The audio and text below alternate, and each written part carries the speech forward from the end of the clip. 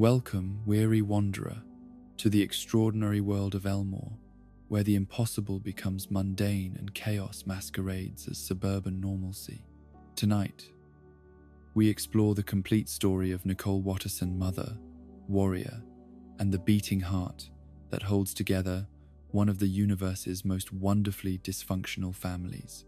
From her fierce childhood in the rough neighborhoods of her youth to her transformation into the maternal force that keeps the Watterson household from collapsing into complete pandemonium. So settle in, close your eyes, and let us walk together through the life of a blue cat whose love burns brighter than her legendary temper. There's no rush here, just gentle stories of family, sacrifice, and the beautiful madness of unconditional love. In the forgotten corners of the world, where broken streetlights cast pools of amber uncertainty across cracked sidewalks, there lived a small blue kitten whose destiny would one day reshape the very foundations of what it meant to be a mother. This was Nicole, though in those early years she bore little resemblance to the suburban guardian angel she would eventually become. The neighborhood that shaped her was one where survival required not just strength, but an understanding of when to show it and when to hide it away like a precious secret. Her earliest memories were painted in shades of concrete grey and traffic light red, where the symphony of the city played its harsh lullabies through thin apartment walls, and the scent of car exhaust mixed with the occasional sweetness of someone's grandmother baking bread on a fire escape. It was a place where children learned to read danger in the set of shoulders walking toward them, where the difference between friend and threat could be measured in the space of a heartbeat. Nicole's family lived in a third-floor walk-up where the stairs creaked warnings to anyone approaching, and the radiator clanged out its own Morse code of complaints throughout the long winter nights. Her mother worked 2 jobs, sometimes 3, her paws always moving, always busy, always trying to hold together a life that seemed determined to fall apart at the seams. Her father remained a shadow figure,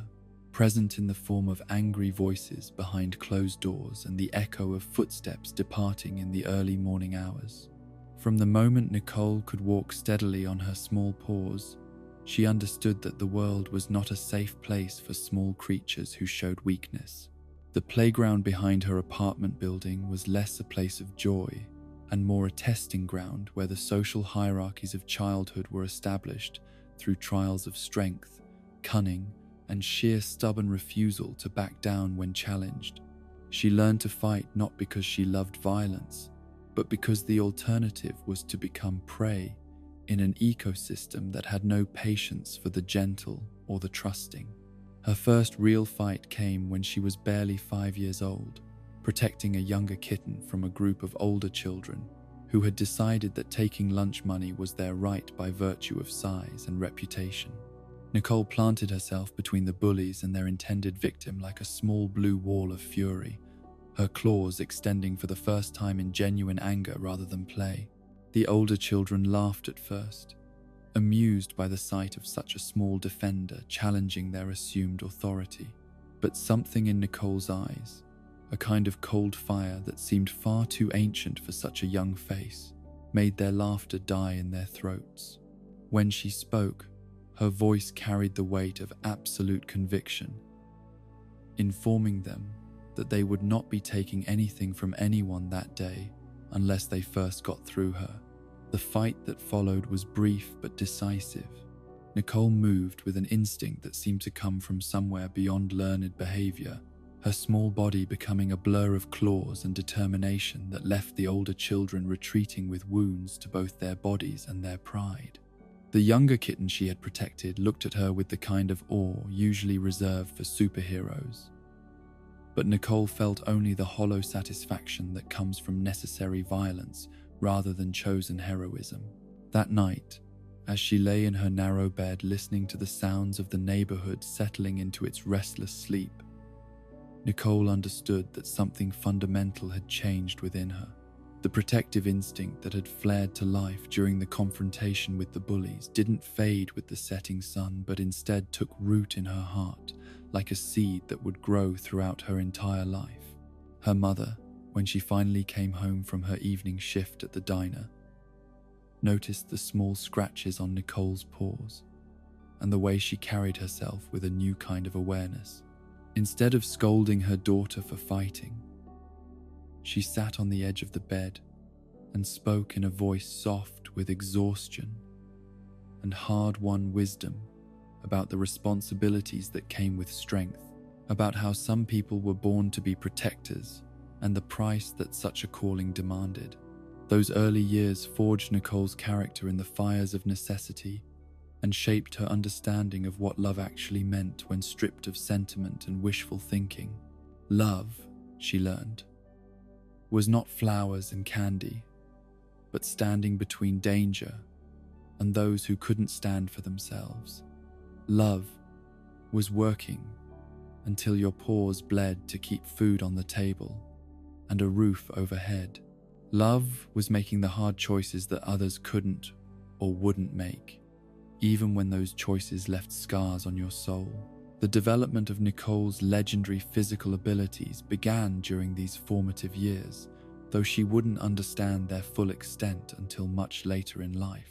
What started as simple playground scraps gradually revealed themselves to be manifestations of something far more extraordinary than normal feline reflexes and strength. When she ran, she moved with a speed that seemed to blur the edges of reality itself. When she struck, her small paws carried force that defied every principle of physics her teachers would later try to explain to her in science class. But perhaps more important than her growing physical prowess was the development of her intellectual capabilities, sharpened by a childhood that left no room for the luxury of innocence or ignorance. Nicole learned to read people the way scholars read ancient texts, passing every gesture and expression for hidden meanings and potential threats. She developed an almost supernatural ability to sense when situations were about to turn dangerous, her instincts honed by years of navigating environments where the wrong choice could mean the difference between safety and genuine harm. Her relationship with her classmates evolved along predictable lines as word of her fighting abilities spread through the intricate social networks that govern childhood societies. Some feared her, crossing to the other side of hallways when they saw her approaching and speaking about her in whispers that carried equal measures of respect and terror. Others sought her protection, understanding instinctively that Nicole's fierce nature came packaged with an equally fierce sense of justice that could be relied upon when the world turned cruel. Yet there were also those who saw her strength as a challenge to be overcome. Older students and neighborhood toughs who couldn't tolerate the idea that a small blue kitten had earned a reputation that rivaled their own. These confrontations became more frequent as Nicole grew, each one testing not just her physical abilities but her resolve to continue standing up for those who needed protection, even when doing so painted an ever larger target on her own back. The loneliness that accompanied her growing reputation was perhaps the most difficult aspect of these early years, though Nicole would never have admitted such vulnerability aloud. To be feared, even when that fear was coupled with respect, created a kind of isolation that cut deep into the parts of her heart that craved connection and understanding. She watched from the sidelines as other children formed easy friendships built on shared interests and casual affection, relationships that seemed as foreign to her as fairy tales from distant kingdoms. Her academic performance during these years reflected the same intensity and determination that characterized every other aspect of her life. Nicole approached her studies with the methodical focus of someone who understood that knowledge was just another form of strength, another tool in the arsenal she was building to protect herself and those she cared about. Her teachers noted her exceptional work ethic and her almost disturbing ability to focus completely on whatever task was before her, blocking out distractions with a mental discipline that seemed far too advanced for someone her age. The combination of her fierce reputation and her academic excellence created a complex social dynamic that Nicole had to navigate with careful precision. She was respected by her teachers for her dedication and feared by her classmates for her strength, but truly known by neither group in any meaningful way. This isolation taught her to be self-reliant in ways that would serve her well in later life, but also created emotional patterns that would take years to unlearn. As Nicole approached her teenage years, the neighborhood that had shaped her began to change in subtle but significant ways. Families moved away, seeking better opportunities, or simply escaping the accumulated weight of too many hard years in too small a space. New faces appeared, bringing different kinds of challenges and different forms of danger that required Nicole to adapt her strategies and expand her understanding of how to survive in an ever-shifting social landscape. The young blue cat who had once fought to protect a single frightened kitten from playground bullies gradually evolved into someone whose very presence could alter the dynamics of entire situations. Her reputation preceded her now, creating a kind of protective bubble around those she chose to defend while simultaneously ensuring that she remained somewhat apart from the normal flow of adolescent social development. Through all of these experiences, the core of who Nicole would become was being forged in the crucible of necessity and shaped by the fundamental understanding that strength without purpose was merely destructive, while purpose without strength was ultimately meaningless. The fusion of these elements created something unique in the small blue kitten whose destiny would eventually lead her far from the concrete and broken glass of her youth toward a suburban kitchen where her protective instincts would find their ultimate expression in the fierce love of motherhood. The transition from childhood to adolescence brought with it new challenges that tested not only Nicole's physical capabilities but also her understanding of what it meant to navigate the complex social hierarchies that governed teenage life. High school arrived like a storm system moving across familiar territory, reshaping the landscape of her daily existence in ways both subtle and profound. The building itself seemed designed to intimidate, its long corridors stretching like concrete rivers between islands of classroom activity, each one a potential battleground where reputations could be made or destroyed in the space of a single conversation. Nicole's entrance into this new environment carried with it the accumulated weight of her elementary and middle school reputation. Stories had been told and retold, growing in the telling until she had become something approaching a legend among students who had never actually witnessed her strength firsthand. The whispered tales spoke of punching bags destroyed with single blows,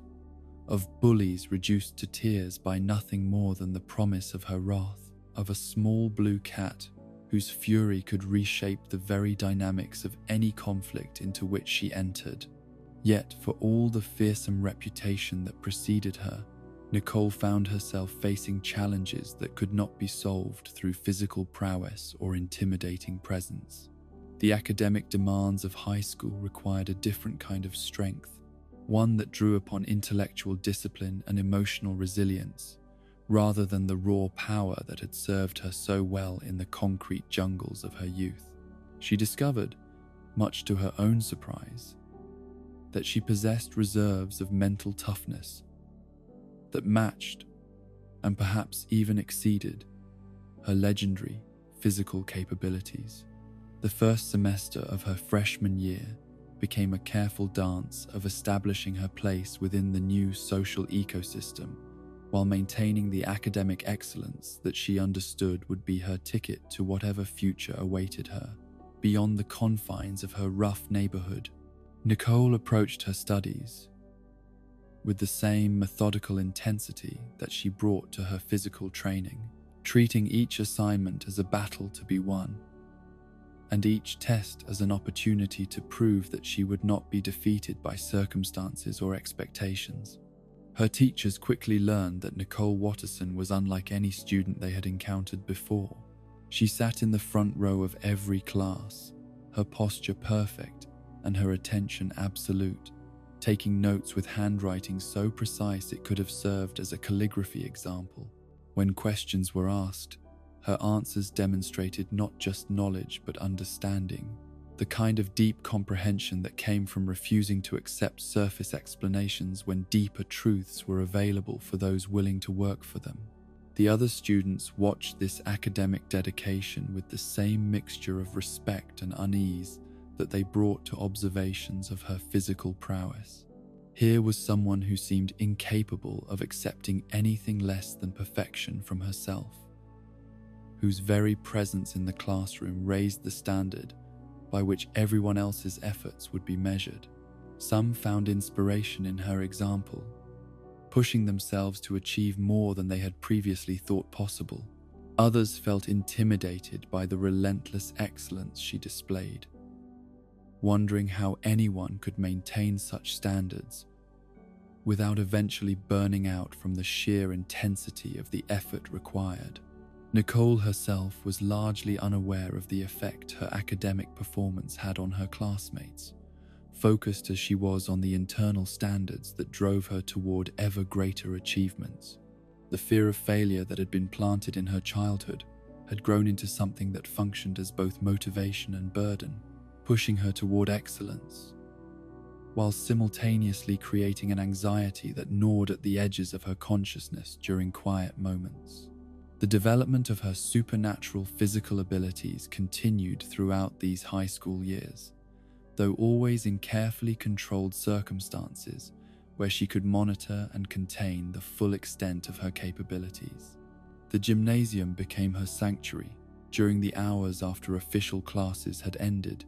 a place where she could push her body to limits that would have seemed impossible to outside observers while working through the accumulated stress and emotional tension of navigating teenage social dynamics.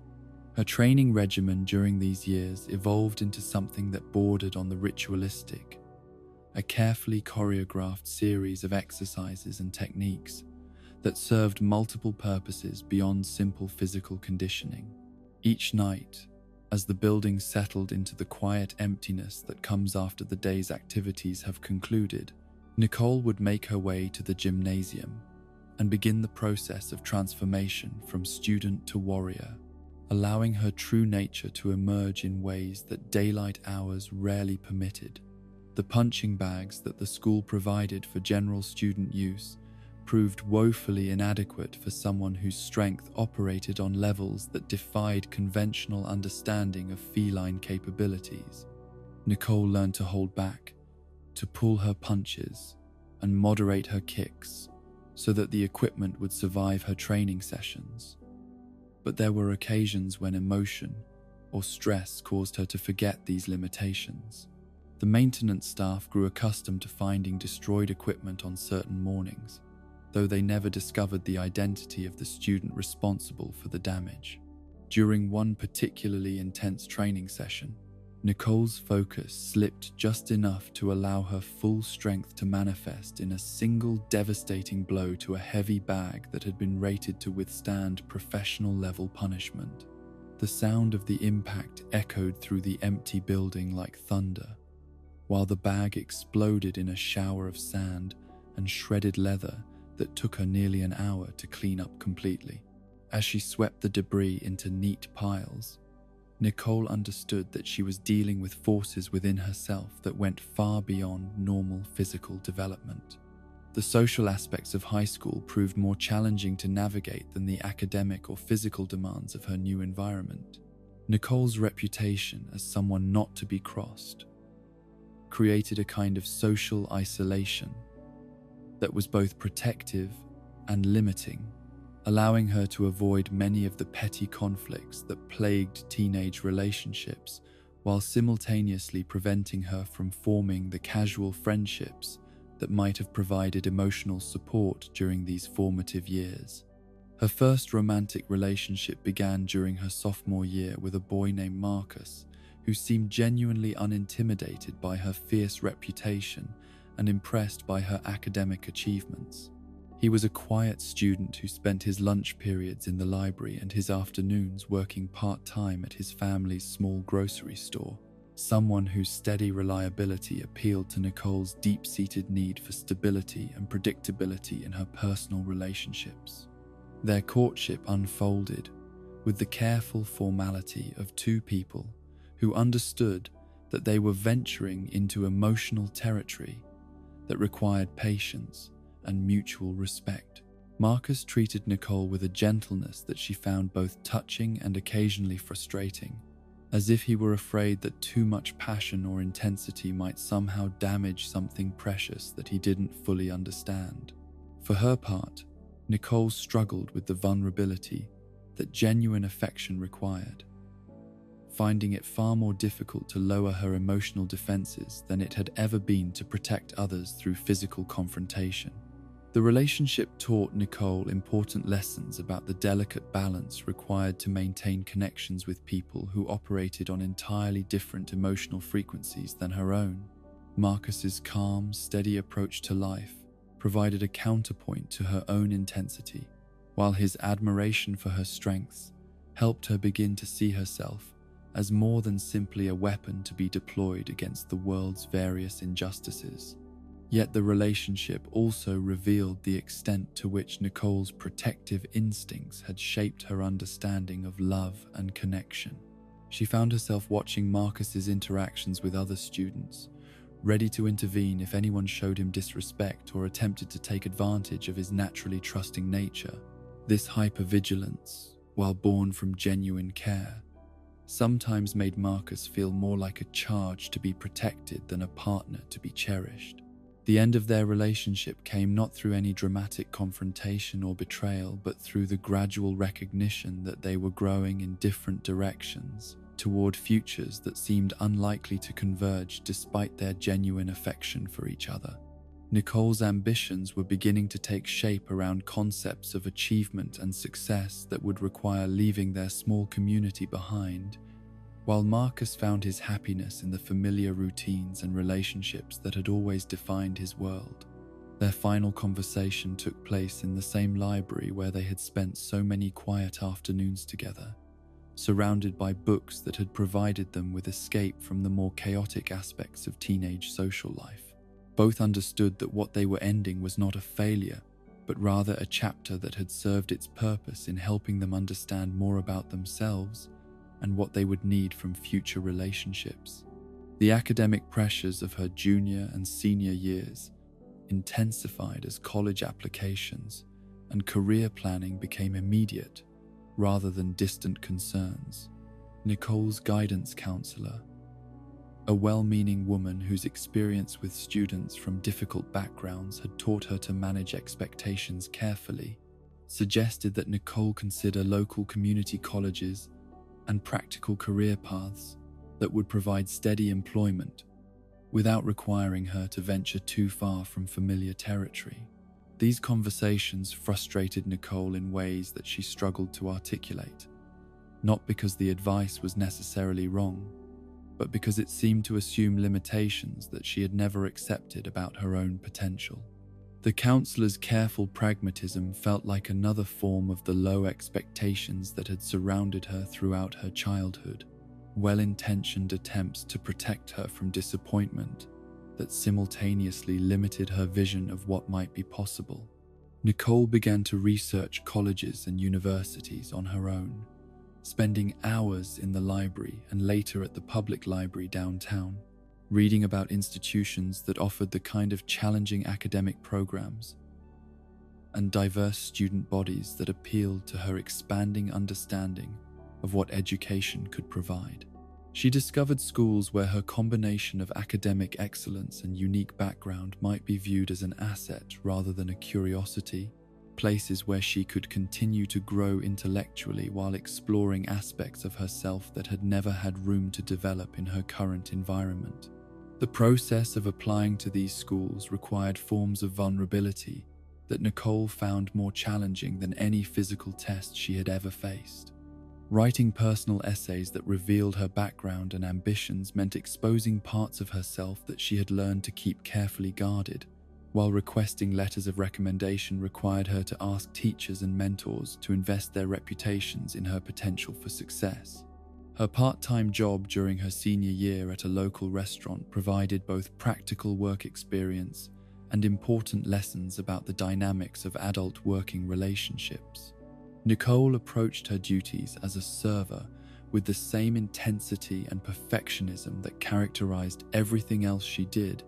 learning to balance multiple orders and demanding customers while maintaining the kind of professional demeanor that impressed her managers and earned substantial tips from patrons who appreciated her efficiency and reliability. The restaurant environment also provided Nicole with her first real glimpse into the kind of casual social interactions that she had never quite mastered during her school years.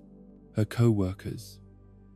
ranging from fellow students earning spending money to adults supporting families on restaurant wages,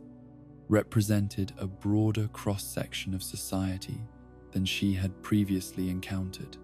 Some were intimidated by her intensity and work ethic, while others appreciated her willingness to cover difficult shifts and handle problem customers without complaint.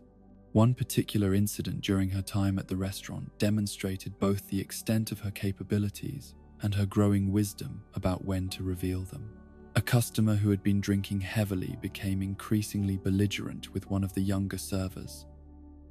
a girl barely 16 who was working her first job and clearly overwhelmed by the verbal abuse being directed at her. The situation escalated when the man stood up and made a threatening gesture toward the girl, at which point Nicole intervened with a calm authority that immediately diffused the tension. She didn't need to demonstrate her physical capabilities or make threats of any kind. Something in her posture and the absolute certainty in her voice when she told the man that he would be leaving immediately was enough to convince him that compliance was his wisest option. The other staff members watched in amazement as this customer who had been terrorizing their co-worker meekly paid his bill and departed without further argument, while Nicole simply returned to her other tables as if nothing unusual had occurred. The incident became part of restaurant lore,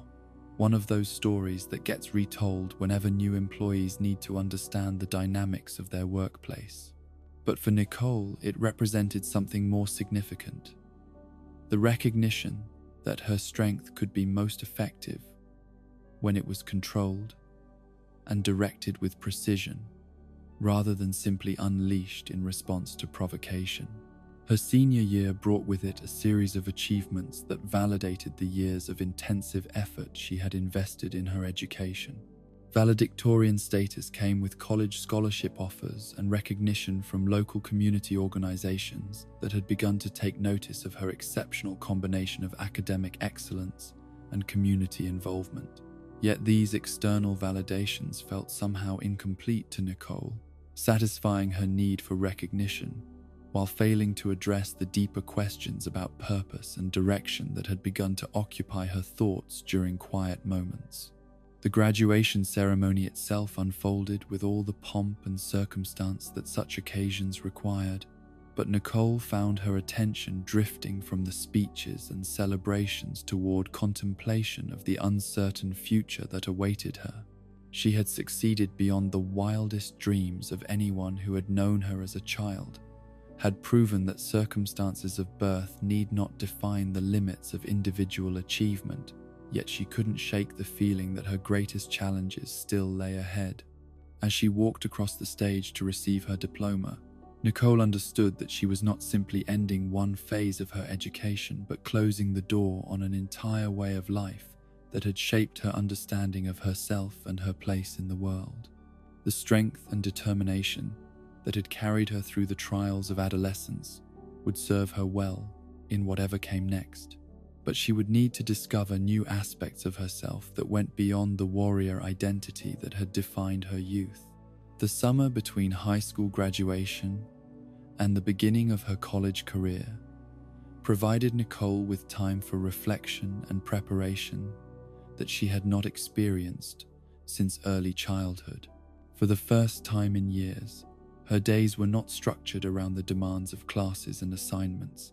allowing her thoughts to roam freely over the landscape of possibility that stretched ahead. She used this freedom to explore interests and activities that had been pushed aside by the relentless focus on academic achievement, rediscovering aspects of herself that had been dormant during the intensity of her high school years. The young woman who prepared to leave for college bore little resemblance to the frightened child who had once used her fists to protect weaker classmates from playground bullies. Nicole had evolved into someone whose strength was tempered by wisdom, whose intensity was balanced by growing self-awareness, and whose protective instincts had matured into a more sophisticated understanding of how to help others while still maintaining her own boundaries and goals. Yet, underneath all the growth and achievement, the fundamental core of who Nicole was remained unchanged. She was still someone who would stand between danger and innocence, still someone who refused to accept defeat or mediocrity, still someone whose love, when it was finally given, would burn with the intensity of a star. The warrior had learned to be a scholar, but she had not forgotten how to fight when fighting was necessary for the protection of what mattered most. College arrived like a doorway opening onto landscapes that Nicole had only glimpsed in dreams and academic catalogues, revealing possibilities that stretched beyond the familiar boundaries of her controlled and carefully structured existence. The university campus spread before her like a small city, designed specifically for learning, its tree-lined walkways connecting buildings that housed knowledge from every corner of human understanding. Here, among students who had traveled from distant places to pursue their own visions of success and fulfillment, Nicole found herself surrounded by diversity of thought and experience that challenged every assumption she had made about how the world operated. The dormitory room that became her first truly independent living space was a study in efficient simplicity, containing just enough furniture and storage to support the essential functions of academic life, while leaving room for the personal touches that would gradually transform it from institutional housing into something approaching a home. Nicole unpacked her belongings with the same methodical precision that characterized everything she did, creating organizational systems that would allow her to maintain the focus and discipline that had carried her through high school while adapting to the new rhythms and demands of university life. Her academic schedule reflected the ambitious goals that had motivated her college choice, with challenging courses in business administration, economics, and organizational psychology that would provide the foundation for whatever career path she eventually chose to pursue. Nicole approached these subjects with hungry intellectual curiosity, discovering that the analytical skills she had developed through years of careful observation and strategic thinking translated naturally into the complex problem-solving that higher education demanded. The other students in her programs came from backgrounds that spanned the full spectrum of American society, bringing perspectives and experiences that expanded Nicole's understanding of the world beyond the urban neighborhoods that had shaped her youth. Some were the children of professionals and business owners, carrying family expectations and inherited networks that would smooth their paths towards success. Others, like Nicole herself, were first-generation college students whose presence at the university represented years of sacrifice and determination by parents who had worked multiple jobs to make such opportunities possible. In this diverse academic environment, Nicole's reputation as someone not to be underestimated evolved into something more nuanced and complex than the simple fear she had inspired during her high school years. Her professors quickly recognized her exceptional work ethic and analytical capabilities, while her fellow students learned to appreciate her reliability and the thoroughness of her contributions to group projects and classroom discussions. Yet, for all the intellectual stimulation and social opportunities that college provided, Nicole found herself maintaining the same emotional distance that had characterized her relationships throughout adolescence. She formed study partnerships and participated in campus activities with friendly professionalism, but the deeper connections that might have developed into lasting friendships remained elusive. The protective instincts that had served her so well in more dangerous environments now seemed to create unnecessary barriers between herself and people who posed no threat to her physical or emotional well-being. It was during the second semester of her freshman year,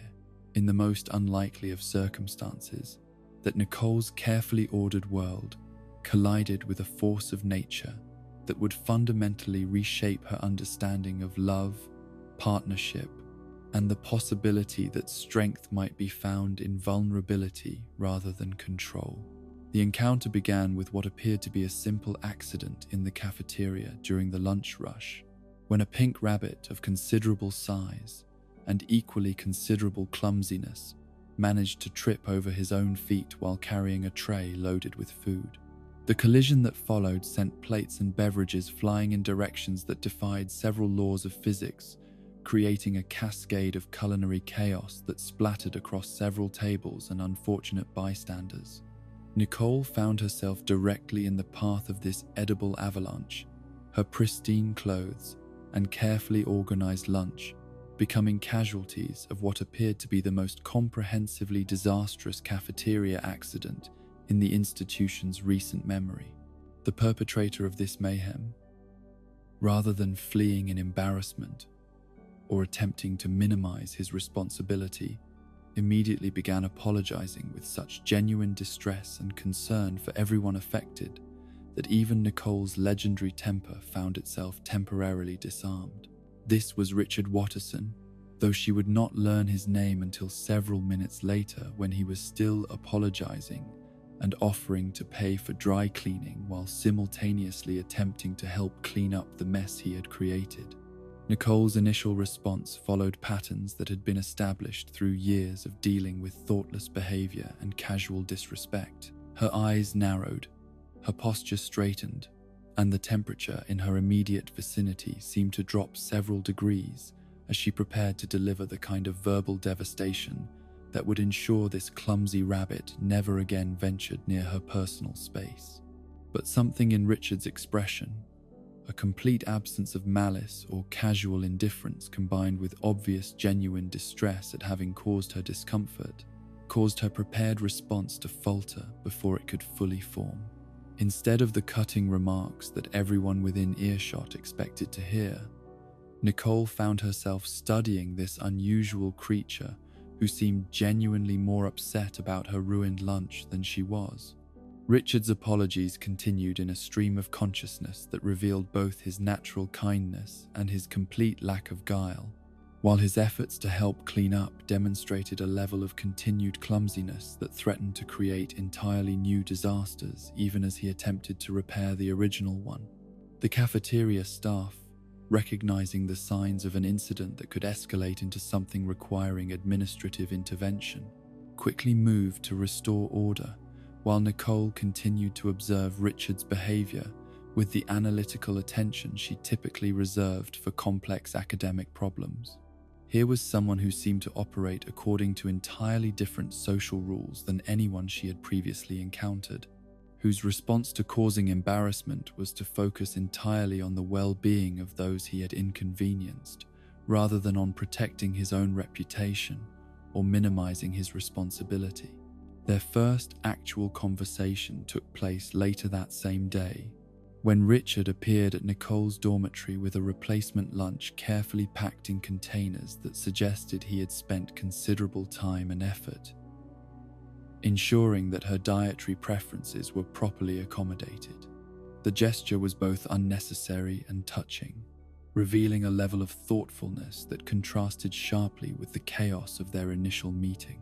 Nicole found herself inviting him into her room almost before she realized what she was doing, her usual caution overcome by curiosity about this person whose behavior seemed to challenge every assumption she had made about how people responded to awkward social situations. Richard's presence in her carefully organized space was like introducing an element of controlled chaos into a precision instrument. Yet somehow the contrast felt refreshing rather than threatening. Their conversation meandered through topics ranging from academic subjects to personal interests,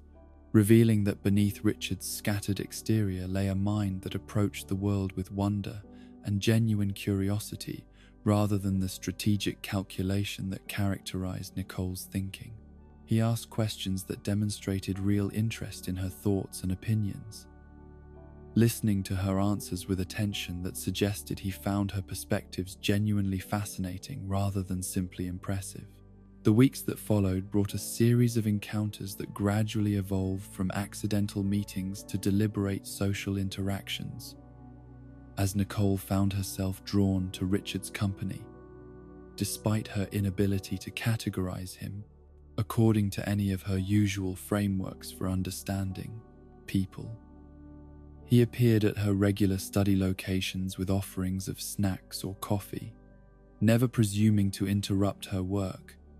but simply making himself available if she felt inclined toward conversation or companionship.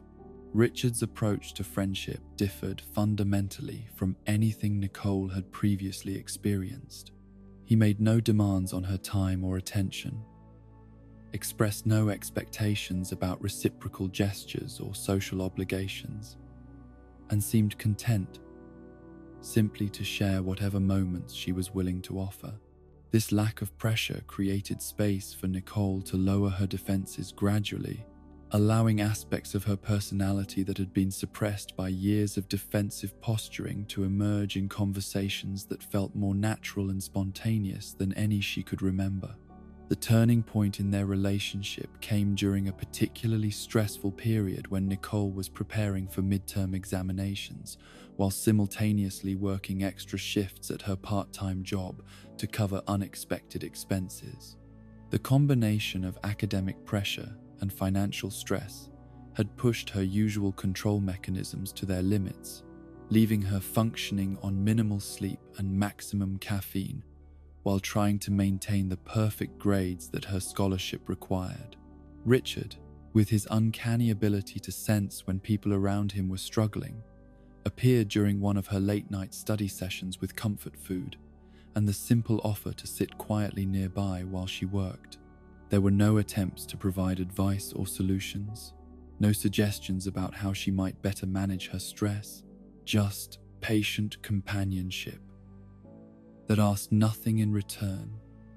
except the privilege of being present during a difficult time. Nicole's emotional walls, already weakened by exhaustion and stress, finally cracked under the gentle pressure of unconditional support offered without expectation or judgment. For the first time since childhood, she found herself crying in front of another person, allowing someone to witness vulnerability that she had spent years learning to hide behind masks of competence and control. Richard's response to her tears was everything she had not known she needed. He offered tissues and quiet words of comfort, without trying to fix her problems or minimize her distress, simply holding space for her emotions while providing the steady presence that allowed her to process feelings she had been suppressing for weeks. In that moment of breakdown and recovery, Nicole began to understand that true strength might sometimes be found in allowing others to provide support, rather than insisting on handling every challenge alone. The friendship that developed from this foundation of mutual respect and complementary strengths gradually evolved into something deeper and more complex than either of them had initially anticipated. Nicole discovered that Richard's simplicity was not the result of limited intelligence, but rather reflected a philosophy of life that prioritized joy, kindness, and genuine connection over the competitive achievement that had driven her own existence for so long. Richard, for his part, found in Nicole's intensity and focus qualities that balanced his own tendency towards scattered attention and impulsive decision-making. Her organizational skills and strategic thinking provided structure for his natural creativity, while her protective instincts created safe space for his vulnerable and trusting nature to flourish without exploitation by those who might take advantage of his generous spirit. Their first official date took place at a small restaurant near campus, where the casual atmosphere allowed for conversation without the formal pressures that might have made Nicole uncomfortable with the transition from friendship to potential romance. Richard approached the evening with characteristic thoughtfulness, having clearly considered her preferences and comfort level, while planning an experience that would allow their relationship to develop at whatever pace felt natural to both of them. The conversation that unfolded over dinner revealed layers of compatibility that went far beyond their obvious differences in temperament and approach to life. Both had grown up in circumstances that required resilience and self-reliance, though they had developed very different strategies for navigating challenges and setbacks. Both valued loyalty and authenticity in relationships, though they expressed these values in distinctly different ways. Nicole found herself sharing stories from her childhood and adolescence that she had never discussed with anyone, discovering that Richard's non-judgmental acceptance created space for honesty about experiences that had shaped her understanding of strength, survival, and the responsibilities that came with both. Richard listened with genuine interest and empathy, asking thoughtful questions that demonstrated his desire to understand her perspective, rather than simply waiting for his turn to speak. The physical aspects of their developing relationship unfolded with patience and mutual respect that allowed Nicole to explore vulnerability in ways she had never felt safe attempting with previous partners. Richard's approach to intimacy reflected the same gentle thoughtfulness that characterized everything else about him, creating space for trust to develop gradually, while never pressuring her to move faster than felt comfortable and natural. As their relationship deepened throughout their college years, Nicole began to understand how Richard's presence in her life was creating possibilities for personal growth that she had not even recognized she needed. His ability to find joy in simple pleasures helped her develop appreciation for experiences beyond achievement and accomplishment, while his natural optimism provided counterbalance to the pessimistic expectations that years of defensive thinking had ingrained in her worldview. Richard's family, when Nicole finally met them during a holiday visit, welcomed her with warmth that contrasted sharply with the conditional acceptance she had learned to expect from most social interactions. They seemed genuinely delighted by her presence in Richard's life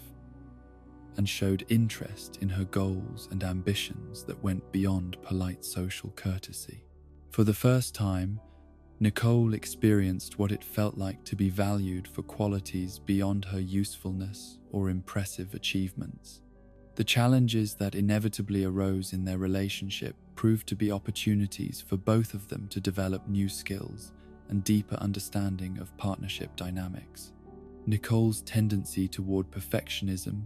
and control sometimes clashed with Richard's more relaxed approach to planning and responsibility, creating conflicts that required them to negotiate compromise solutions that honored both of their needs and preferences. These disagreements taught Nicole valuable lessons about the difference between strength that dominates and strength that supports, between control that protects and control that restricts. Richard's patient responses to her occasional outbursts of frustration demonstrated that love could coexist with imperfection, that acceptance did not require either person to abandon their authentic nature in favor of some idealized version of themselves. Their graduation ceremony represented not just the completion of their individual academic programs, but also the culmination of personal growth that had transformed both of them in fundamental ways. Nicole's achievements were as impressive as everyone had expected, with honors and awards that reflected years of dedicated effort and exceptional performance. But the pride she felt in these accomplishments was now balanced by appreciation for the relationships and experiences that had enriched her education beyond what any curriculum could provide. Richard's graduation, while less decorated with academic honors, represented its own form of success as someone who had discovered his capacity for commitment and growth when motivated by love and partnership. His presence in Nicole's life had provided stability and emotional support that had allowed her to take intellectual and personal risks she might not have attempted alone. The decision to marry evolved naturally from their recognition that what they had built together was worth preserving and expanding into whatever future awaited them. Their engagement was characterized by the same thoughtful planning and mutual consideration that had defined their entire relationship, with discussions about goals, expectations, and the practical realities of building a life together that demonstrated their commitment to partnership based on honest communication and shared values. Their wedding was a small ceremony that reflected their personalities and priorities, focused more on the commitment they were making to each other than on impressing guests or conforming to traditional expectations about how such celebrations should unfold. Nicole's few close friends from college attended alongside Richard's large extended family, creating a guest list that represented the different worlds they were bringing together in their union. The vows they exchanged spoke to the unique dynamic they had created, with Nicole promising to trust Richard's gentle wisdom even when it challenged her instincts for control, while Richard committed to providing the steady support that would allow Nicole's strength to flourish in service of their shared dreams, rather than as protection against a hostile world. As they began their married life together, Nicole understood that she had discovered something she had not even known she was searching for throughout all the years of academic achievement and personal development. In Richard's love, she had found not completion but enhancement, not rescue but partnership, not the solution to her problems, but the companion with whom she could face whatever challenges their future might hold. The fierce protector had learned to be protected. The solitary warrior had discovered the strength that comes from trusted alliance, and the young woman who had once believed that love required the sacrifice of independence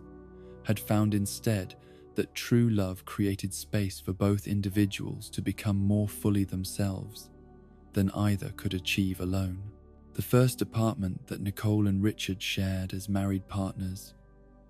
was a modest space in a complex that catered to young couples and recent graduates,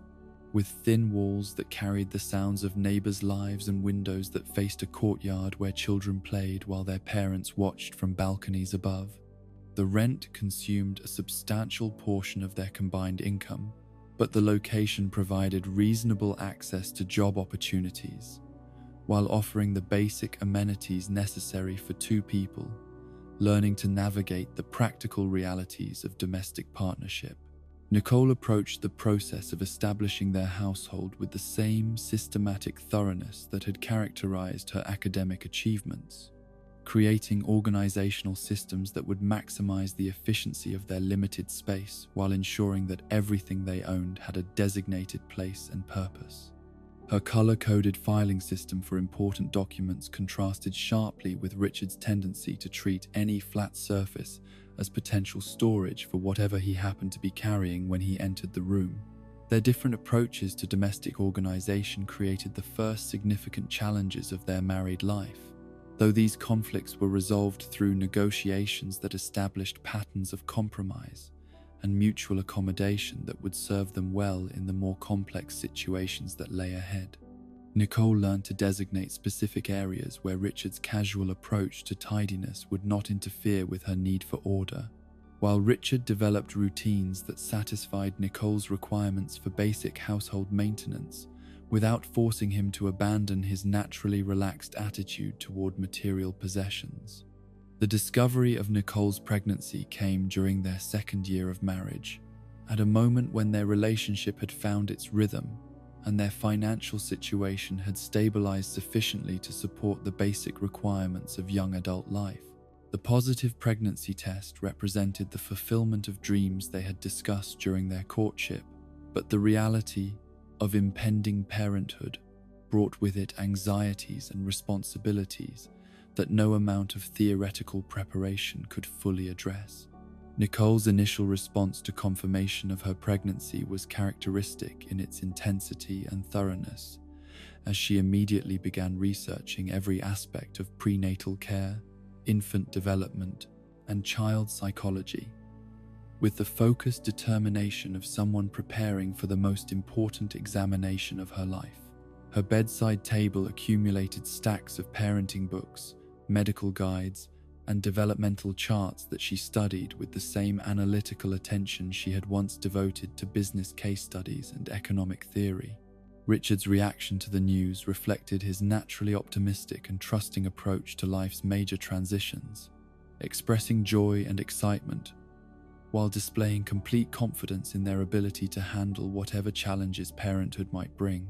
His calm acceptance of the uncertainty that terrified Nicole provided emotional balance during the months of preparation, though it sometimes frustrated her when she felt that he was not taking seriously enough the magnitude of the changes that awaited them. The pregnancy itself proceeded without major complications, though Nicole's perfectionist tendencies created stress around every minor symptom or deviation from textbook expectations that she encountered. Her obstetrician, a patient woman who had guided many first-time mothers through similar anxieties, gradually helped Nicole understand that healthy pregnancies included considerable variation from theoretical norms, and that her fierce determination to do everything correctly was actually creating unnecessary tension that could affect both her well-being and that of her developing child. The process of preparing for their first child revealed aspects of Nicole's character that had not been fully expressed during their courtship and early marriage. As her protective instincts expanded to encompass not only Richard but also the vulnerable new life growing within her, she researched childproofing techniques with military thoroughness, interviewed potential pediatricians with the intensity of someone conducting job interviews for positions of critical importance, and developed birth plans that covered every conceivable contingency while remaining flexible enough to adapt to circumstances beyond their control. Labor and delivery tested Nicole's need for control in ways that no previous experience had prepared her to handle, as the fundamental forces of biology proceeded according to their own timeline regardless of her preferences or carefully laid plans. The hours of intense physical experience that preceded their first child's arrival taught her profound lessons about surrender and trust, about the necessity of accepting help from others, and about the difference between strength that dominates and strength that endures. The moment when Nicole first held her newborn son represented a transformation that went beyond the biological changes of becoming a mother to encompass a complete reorganization of her understanding of love, responsibility, and purpose. This small blue kitten, barely larger than her hands and completely dependent upon her care, instantly became the center around which all her protective instincts would organize themselves for the rest of her life. Gumball, as they named him in honor of a candy that had brought them together during a particularly sweet moment of their courtship, entered the world with energy and curiosity that immediately established his unique personality. Even as a newborn, he displayed the kind of intense awareness and restless movement that suggested he would approach life with enthusiasm that might occasionally outstrip his judgment or consideration for consequences. Nicole's adjustment to motherhood revealed both her greatest strengths and her most challenging vulnerabilities, as she struggled to balance her perfectionist tendencies with the unpredictable realities of infant care. The baby books that had seemed so comprehensive during pregnancy proved inadequate preparation for the actual experience of being responsible for another being's complete physical and emotional well-being, 24 hours a day. The sleep deprivation that accompanied those first months tested Nicole's legendary self-control in ways that surprised and occasionally frightened her. as exhaustion eroded the emotional regulation skills that had served her throughout her academic and professional development. There were moments during the darkest hours of pre-dawn feedings when she felt her famous temper stirring in response to crying that seemed to have no solution, forcing her to develop new strategies for managing stress that went beyond the physical outlets she had previously relied upon. Richard's natural patience and calm presence proved invaluable during these challenging early months, as his ability to remain emotionally steady provided stability that allowed Nicole to process the overwhelming feelings that new motherhood had unleashed within her. His willingness to share nighttime duties and his obvious delight in even the most mundane aspects of baby care helped Nicole recognize that their different parenting styles could complement rather than conflict with each other. The return to work after maternity leave created emotional conflicts that Nicole had not anticipated, as her fierce protective instincts warred with financial necessities and professional ambitions that remained important to her sense of identity. The daycare center they selected met all her criteria for safety, education, and nurturing care, but leaving Gumball in someone else's care for 8 hours each day felt like a betrayal of the maternal responsibilities she had embraced with characteristic intensity. The practical challenges of balancing work responsibilities with infant care requirements pushed Nicole's organizational abilities to their limits as she developed systems for managing pumping schedules, backup childcare arrangements, and the constant preparation required to ensure that Gumball's needs were met, even when she could not be physically present to address them personally. Her performance at work during this period reflected both her determination to maintain professional excellence and the cognitive demands of managing complex logistics while functioning on minimal sleep. Colleagues noticed her increased intensity and focus, though few understood that these qualities had been sharpened by the necessity of maximizing productivity during limited available hours while ensuring that family responsibilities received adequate attention. The arrival of their second child, Anais, came when Gumball was still a toddler requiring constant supervision and entertainment, multiplying the complexity of Nicole's daily routine in ways that tested every organizational system she had developed. Pregnancy, while chasing an active 2-year-old, proved far more challenging than her first experience with expecting a child, as fatigue and physical discomfort had to be managed alongside the demands of existing parenting responsibilities. Anais entered the world with a personality that contrasted sharply with her older brother's energetic enthusiasm, displaying from birth the kind of quiet intensity and analytical observation that suggested she would approach life with scholarly seriousness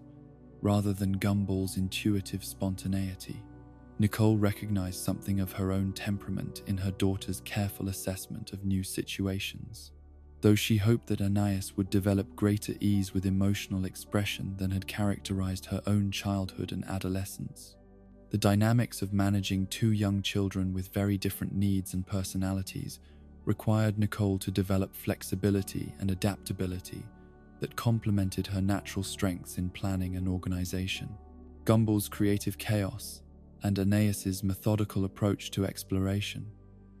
meant that Nicole needed to shift rapidly between different parenting modes while maintaining the consistent structure and boundaries that both children required for healthy development.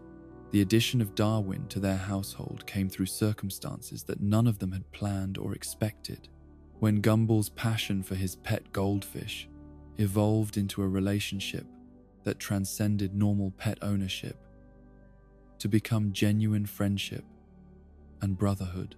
the magical transformation that allowed Darwin to breathe air and walk on land challenged Nicole's rational worldview,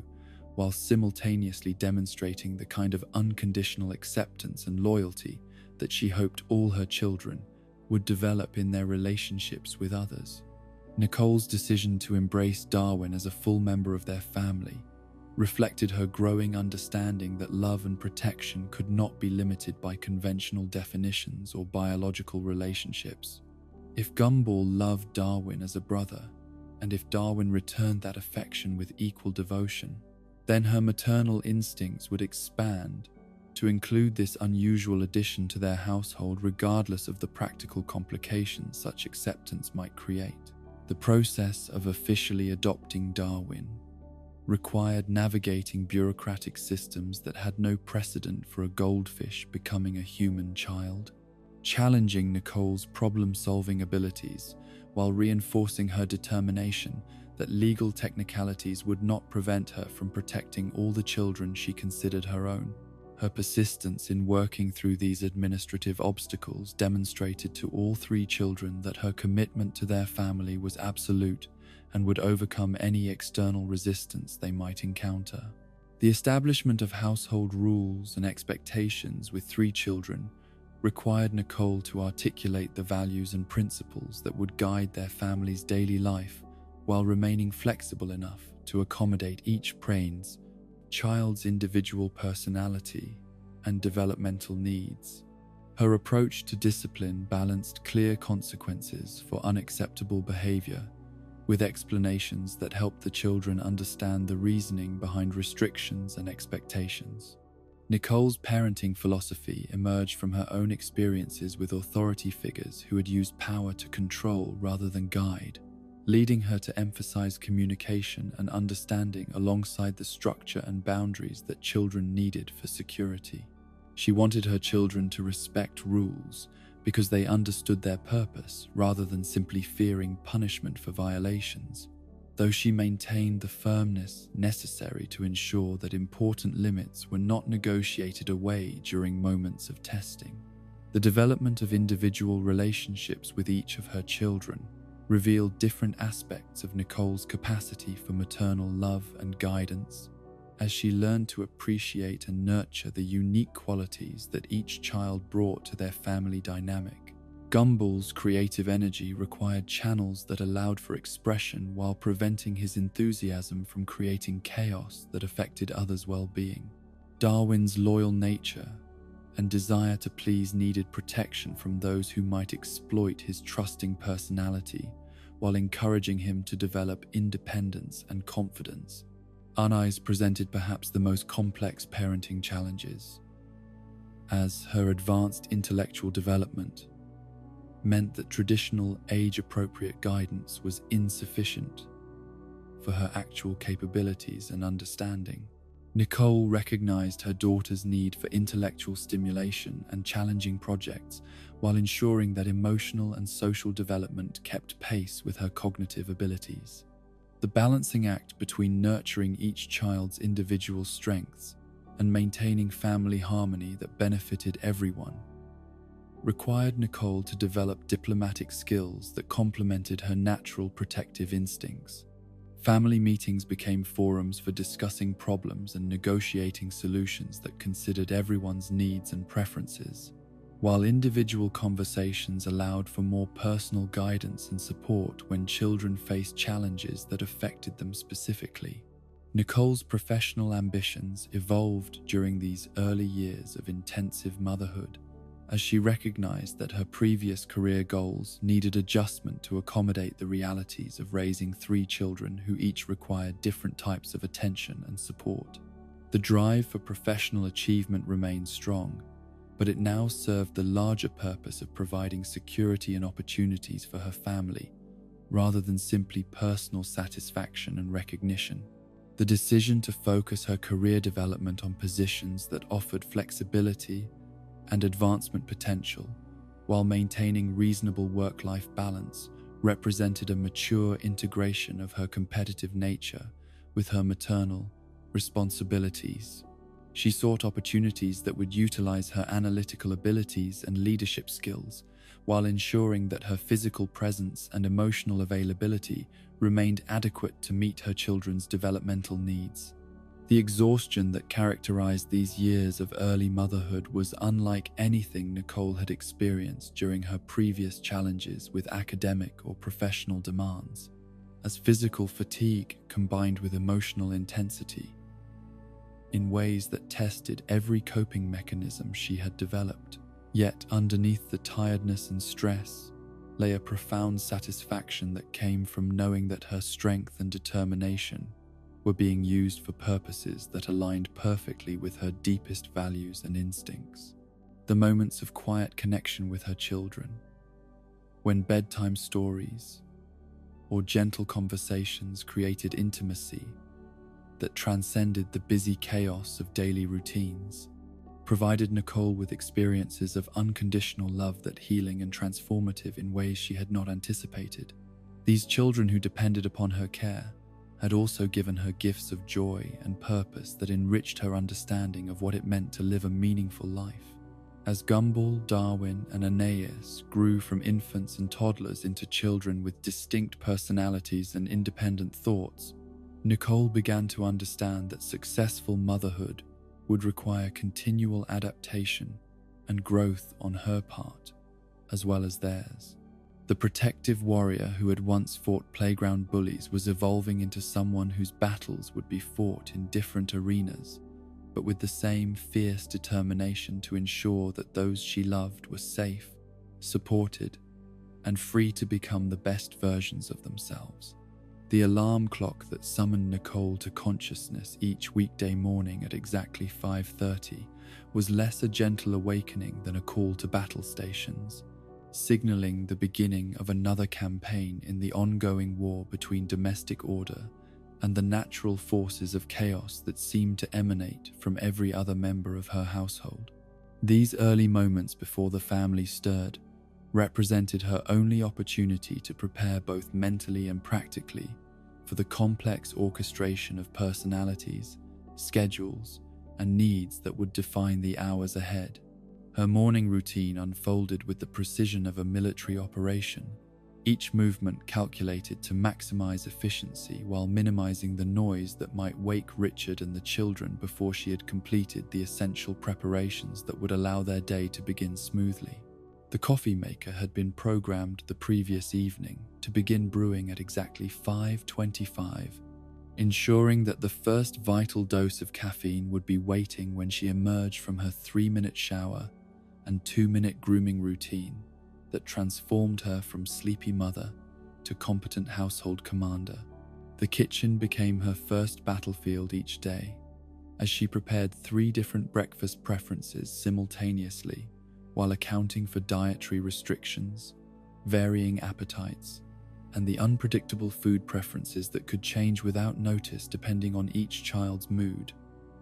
recent experiences, or mysterious internal logic that defied adult comprehension. Gumball preferred his cereal with exactly the right milk-to-cereal ratio that would maintain crunchiness while preventing spillage during his inevitably animated breakfast conversation. Darwin required his fish food supplement disguised within human breakfast items that would provide proper nutrition without making him feel different from his adoptive siblings. Aeneas demanded intellectual stimulation, along with her precisely prepared meal, expecting breakfast conversation that engaged her developing mind while accommodating the limited attention span she possessed despite her advanced intelligence. Richard's breakfast needs were simultaneously the simplest and most complicated of the family's requirements, as his preferences remained consistent while his timing proved utterly unpredictable. Some mornings he would appear in the kitchen fully dressed and ready for whatever responsibilities awaited him, while other days would find him still wearing pajamas at noon, having somehow missed both breakfast and lunch, while remaining cheerfully oblivious to the passage of time or the carefully planned schedule that Nicole had created to ensure family harmony. The morning chaos intensified geometrically once the children awakened and began their own preparation routines, each of which seemed designed to test Nicole's organizational abilities and stress management techniques in unique and creative ways. Gumball's approach to getting ready for school resembled a natural disaster with intermittent moments of actual progress, as he would become distracted by interesting shadows, forgotten toys, or philosophical questions about the nature of sock matching that required immediate attention despite the ticking clock and waiting school bus. Darwin's morning routine reflected his desire to be helpful, combined with his fundamental misunderstanding of human logistics, leading to well-intentioned assistance that often created more work than it solved. His efforts to help pack lunches might result in fish food being added to sandwiches,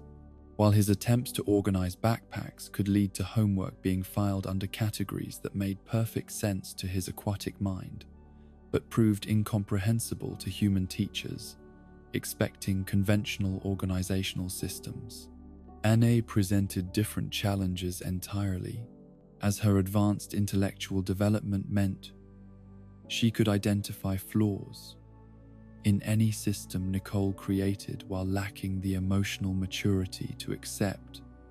that some inefficiencies were necessary compromises to accommodate other family members' limitations.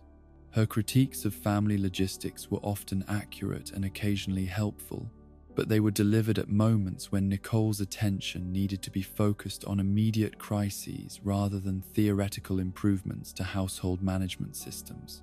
The morning departure sequence required coordination that would have impressed military strategists, as Nicole ensured that each child carried the correct backpack, lunch, permission slips, homework assignments, and any special items required for that particular school day's activities. The front hallway became a staging area where last-minute disasters were addressed, forgotten items retrieved, and final inspections conducted before the family convoy departed for their various destinations. Nicole's commute to the Rainbow Factory provided a brief interlude of relative calm between the morning chaos of home and the professional demands of her workplace, though this transition time was often occupied by mental review of the day's family logistics and anticipatory planning for potential afternoon emergencies. Her car became a mobile office where she could make phone calls related to children's appointments, school activities, or household maintenance, while navigating traffic and preparing her mind for the shift from maternal multitasking to focused professional performance. The Rainbow Factory itself presented a different set of challenges that drew upon Nicole's analytical abilities and leadership skills while providing adult conversation and intellectual stimulation that balanced the child-focused interactions that dominated her home life. Her colleagues had learned to appreciate her efficiency and reliability while remaining somewhat intimidated by the intensity she brought to even routine workplace tasks, never quite understanding that her legendary focus was honed daily by the necessity of managing far more complex situations than any corporate environment could provide. Her position within the company's hierarchy reflected her natural leadership abilities and strategic thinking skills, though she had learned to moderate her approach to workplace conflicts after early incidents where her protective instincts had been triggered by what she perceived as unfair treatment of subordinates or inefficient processes that wasted resources. The professional environment required different diplomatic skills than family management, as workplace relationships lacked the unconditional love and shared commitment that allowed family conflicts to be resolved through direct communication and mutual understanding. The phone calls that periodically interrupted Nicole's workday from home represented one of her greatest sources of workplace stress, as each ring could signal anything from minor household inconveniences to major disasters requiring immediate maternal intervention. Richard's reports from the home front were delivered with characteristic optimism that often failed to convey the actual severity of situations, leading Nicole to develop sophisticated interpretation skills that could extract accurate information from his cheerfully reassuring updates. Her lunch breaks, when they occurred at all, were often spent handling family logistics that could only be addressed during business hours, from scheduling medical appointments to resolving school issues that required parental input. The adult conversations and quiet meals that her childless colleagues took for granted became rare luxuries that Nicole treasured when circumstances occasionally allowed for such indulgences. The afternoon transition from professional responsibilities to family management required a complete shift in mental framework, as Nicole prepared to address whatever creative chaos had unfolded during her absence. The drive home became a preparation ritual where she reviewed the evening's schedule, anticipated potential challenges based on morning observations of family moods and energy levels, and mentally organized the resources needed for homework supervision, dinner preparation, and bedtime routines. Her arrival at home each evening was greeted with various combinations of enthusiasm, crisis reports, and demands for immediate attention that tested her ability to transition smoothly between professional problem-solving mode and maternal nurturing response. The front door became a portal between two completely different worlds, each requiring distinct skills while drawing upon the same core strengths of organization, patience, and unconditional commitment to the well-being of those who depended upon her. The condition of the house after 8 hours of Richard's supervision provided immediate insight into the day's adventures and misadventures, with evidence of creative projects, scientific experiments, fort-building expeditions, and indoor sporting events scattered throughout rooms that had been pristine when she departed that morning. Her initial assessment of the damage was conducted with the practiced eye of someone who had learned to distinguish between harmless mess and genuine problems requiring immediate intervention. Richard's greeting typically included enthusiastic reports of the family's activities combined with requests for guidance about situations that had developed beyond his limited crisis management abilities. His descriptions of the day's events were delivered with infectious enthusiasm that made even disasters sound like successful adventures, though Nicole had learned to read between the lines, to identify issues that would require her attention before they could be considered truly resolved. The homework supervision period that followed her arrival required Nicole to become an instant expert in whatever subjects were currently challenging each of her children, from elementary mathematics to advanced scientific concepts that Anais encountered in her accelerated curriculum. This intellectual flexibility, combined with the patience necessary to guide learning rather than simply providing answers, drew upon teaching skills that she had never formally developed, but had acquired through necessity and maternal instinct. Dinner preparation during homework time demanded supernatural multitasking abilities, as Nicole created nutritious meals that would satisfy varying taste preferences while simultaneously helping with mathematical word problems, reviewing spelling assignments, and mediating disputes over shared workspace and resources. The kitchen became a hub of educational activity, where the day's lessons were reinforced through practical applications and gentle encouragement.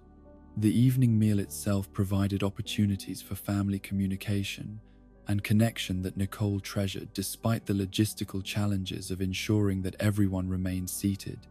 used appropriate table manners, and engaged in conversations that included rather than excluded any family member. These dinner discussions ranged from reports of school activities to philosophical debates initiated by questions that only children would think to ask, creating intellectual stimulation that enriched everyone's understanding while strengthening the bonds that held their diverse personalities together as a cohesive family unit. The post-dinner cleanup and preparation for the following day required the same organizational skills that characterized Nicole's morning routines, as she ensured that dishes were cleaned, lunches prepared, backpacks organized, and permission slips signed while simultaneously overseeing baths, toothbrushing, and the selection of appropriate clothing for whatever weather and activities the next day might bring. Bedtime routines varied according to each child's individual needs and current developmental phase, with Gumball requiring stories and reassurance about whatever adventures or anxieties occupied his active imagination, Darwin needing gentle reminders about proper sleep positioning and temperature regulation for his unique physiology, and Anais often requesting additional reading material or clarification about concepts encountered during the day's studies. The process of transitioning 3 active children from wakefulness to sleep required patience, consistency, and the ability to address unexpected questions or concerns that could arise at any point during the settling process. Nicole's approach to bedtime emphasized comfort and security, while maintaining the structure necessary to ensure that everyone received adequate rest for the following day's activities and challenges. The final moments of each day belonged exclusively to Nicole and Richard, providing opportunities for adult conversation about family decisions, household planning, and the sharing of observations about each child's development and emerging needs. These quiet conversations were often interrupted by calls for additional water, reports of mysterious noises, or requests for clarification about the next day's activities, but they represented essential opportunities for parental coordination and mutual support. Nicole's own bedtime routine was necessarily brief but important for her mental and emotional preparation for sleep, as she reviewed the day's successes and challenges while planning strategies for addressing ongoing issues or anticipated difficulties. The few minutes she spent in quiet reflection before sleep provided essential processing time for the emotional intensity of managing family dynamics while maintaining professional responsibilities and personal goals. The weekend mornings that occasionally allowed for slower rhythms and spontaneous family activities provided Nicole with glimpses of the peaceful domestic life she was working to create through all the organized chaos of their typical schedule. These rare moments when everyone was content and harmonious simultaneously reminded her of why all the daily effort was worthwhile, while providing inspiration for continuing to refine their family systems and routines. The daily war against chaos that defined Nicole's existence was ultimately a campaign fought for love, with each victory measured not in terms of personal achievement, but in the well-being and happiness of the family members who depended upon her strength, organization, and unwavering commitment to their collective success. Every perfectly packed lunch, every crisis successfully managed, every bedtime story that ended with peaceful sleep represented small triumphs in the larger battle to create a home where love could flourish, despite the natural tendency of family life toward beautiful, exhausting, completely worthwhile pandemonium. The accumulation of daily stresses and frustrations that characterized Nicole's existence as the primary organizer and protector of her chaotic household created pressures that built like steam in a sealed container, invisible to outside observers, but growing more dangerous with each passing day. The warning signs of her legendary temper were subtle at first, manifesting in small tells that family members had learned to recognize through years of careful observation and occasionally painful experience. The first indication that Nicole's emotional equilibrium was approaching its limits typically appeared in the form of slightly sharper responses to routine questions, her usually patient explanations becoming more clipped and direct as the cognitive load of managing multiple competing demands began to overwhelm her considerable capacity for multitasking. Her movements through the house would quicken almost imperceptibly, her efficiency increasing in direct proportion to the growing tension that she worked desperately to contain beneath her composed exterior. Richard, with his intuitive understanding of his wife's emotional rhythms, had developed the ability to sense these early warning signs, even when Nicole herself remained unaware that her stress levels were approaching critical thresholds. His response to these subtle changes was to increase his own helpfulness while simultaneously encouraging the children to be more mindful of their behavior and demands on their mother's attention, though his gentle interventions were often too little too late to prevent the inevitable explosion that resulted from accumulated frustration reaching unsustainable levels. The children had their own methods for recognizing when their mother's legendary patience was wearing thin, with each developing survival strategies that reflected their individual personalities and understanding of family dynamics. Gumball's approach was typically to escalate his charm and enthusiasm, hoping that increased affection and humor could distract Nicole from whatever was bothering her while providing emotional rewards that might counterbalance the stress she was experiencing. Darwin's strategy involved becoming hypervigilant about following rules and being helpful, his natural desire to please intensifying as he sensed danger in the emotional atmosphere. Anais, with her analytical mind, would often retreat to safer distances while observing the situation with scientific detachment, gathering data about the factors that contributed to maternal stress while protecting herself from becoming an additional source of irritation. The build-up phase that preceded Nicole's explosive episodes could last anywhere from hours to days, depending on the specific combination of stressors and her available resources for managing them. Work pressures, household emergencies, financial concerns, and social obligations created a perfect storm of demands that tested every coping mechanism she had developed through years of managing complex family dynamics while maintaining professional responsibilities and personal standards. Sleep deprivation played a particularly crucial role in Nicole's emotional regulation, as the exhaustion that resulted from managing 3 children's schedules, while maintaining household order and professional excellence, eroded her ability to process stress through normal cognitive channels. The mathematical precision of her daily routines began to break down when fatigue interfered with her legendary organizational abilities, creating cascading failures that multiplied the very stresses she was trying to control through careful planning and systematic approaches. The specific triggers that could push Nicole past her breaking point varied depending on circumstances and timing, but they typically involved situations where her efforts to maintain family harmony and household order were undermined by factors beyond her direct control. A morning when Richard overslept and the children couldn't find clean clothes while she was already running late for an important meeting represented exactly the kind of convergent crisis that could transform her from patient mother to force of nature in the space of a heartbeat. The moment of transformation itself was both terrifying and magnificent to witness, as Nicole's carefully controlled composure cracked to reveal the full extent of the power that she normally kept carefully contained for everyone's safety and comfort. Her voice would drop to a dangerous whisper that somehow carried more authority than any shouting could achieve, while her posture straightened into the stance of someone preparing for combat against forces that had dared to threaten everything she held sacred.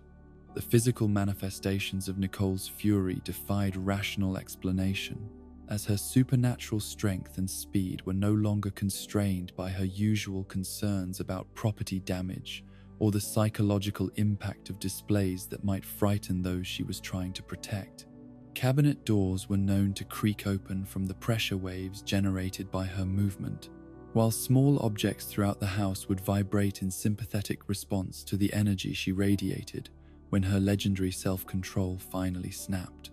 The targets of Nicole's wrath typically found themselves facing a maternal force that seemed to operate according to different physical laws than those that govern normal feline behavior, as she demonstrated the ability to appear simultaneously in multiple locations while delivering consequences for whatever actions had contributed to the crisis that had triggered her explosive response.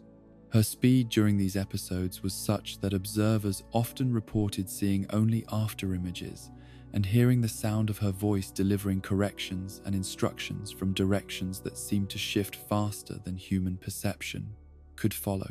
Yet even in the midst of her most spectacular displays of supernatural maternal authority, Nicole's fury remained focused and purposeful, rather than randomly destructive. Her anger was directed specifically at the behaviors and situations that threatened her family's well-being, never at the family members themselves. With surgical precision that could separate actions from actors, while delivering consequences that ensured important lessons would be remembered without causing genuine harm to relationships or self-esteem. The aftermath of these explosive episodes typically involved a period of supernatural efficiency during which household problems that had been accumulating for weeks were resolved with decisive action and comprehensive solutions.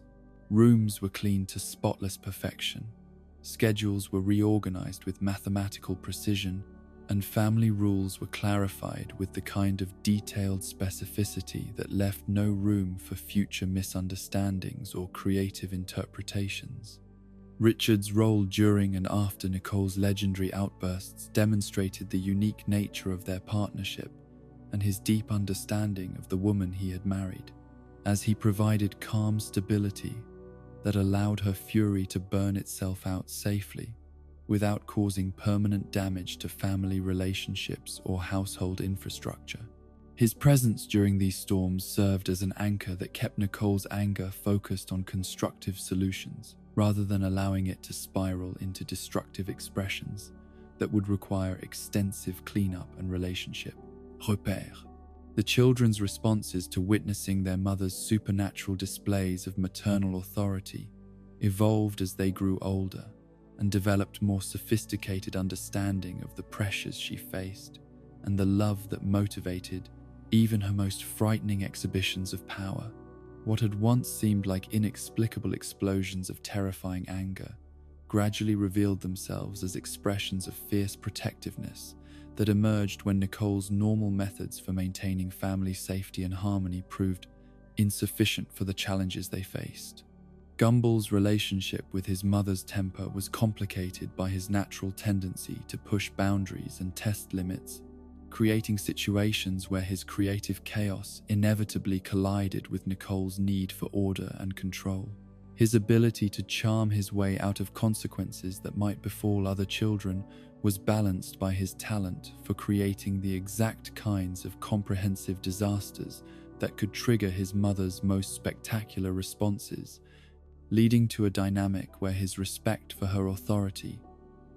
was earned through occasional first-hand experience of its full extent. Darwin's traumatic encounters with Nicole's fury were typically the result of his well-intentioned attempts to help during crisis situations, as his misguided assistance often created additional problems that compounded whatever original issues had pushed his mother beyond her considerable patience. His recovery from these experiences was usually rapid, as his understanding of Nicole's fundamental love for him allowed him to separate her anger at situations from any personal rejection or disappointment in him as an individual. Anais presented unique challenges during Nicole's explosive episodes because her advanced intelligence allowed her to understand the logical reasons behind her mother's anger, while her emotional development remained appropriate for her chronological age. This disconnect between intellectual comprehension and emotional processing sometimes led to analytical observations delivered at moments when Nicole needed support and understanding, rather than commentary about stress management, techniques, or household efficiency improvements. The guilt that followed Nicole's most intense displays of maternal authority was perhaps more painful than the anger that had preceded them, as she struggled with the knowledge that her children had witnessed her losing control in ways that contradicted her own values about emotional regulation and peaceful conflict resolution. These periods of self-recrimination were characterized by increased gentleness and attention to each child's emotional needs, as she worked to repair any damage that her explosive responses might have caused to their sense of security or their understanding of appropriate behavior. The community's awareness of Nicole's legendary temper created a complex social dynamic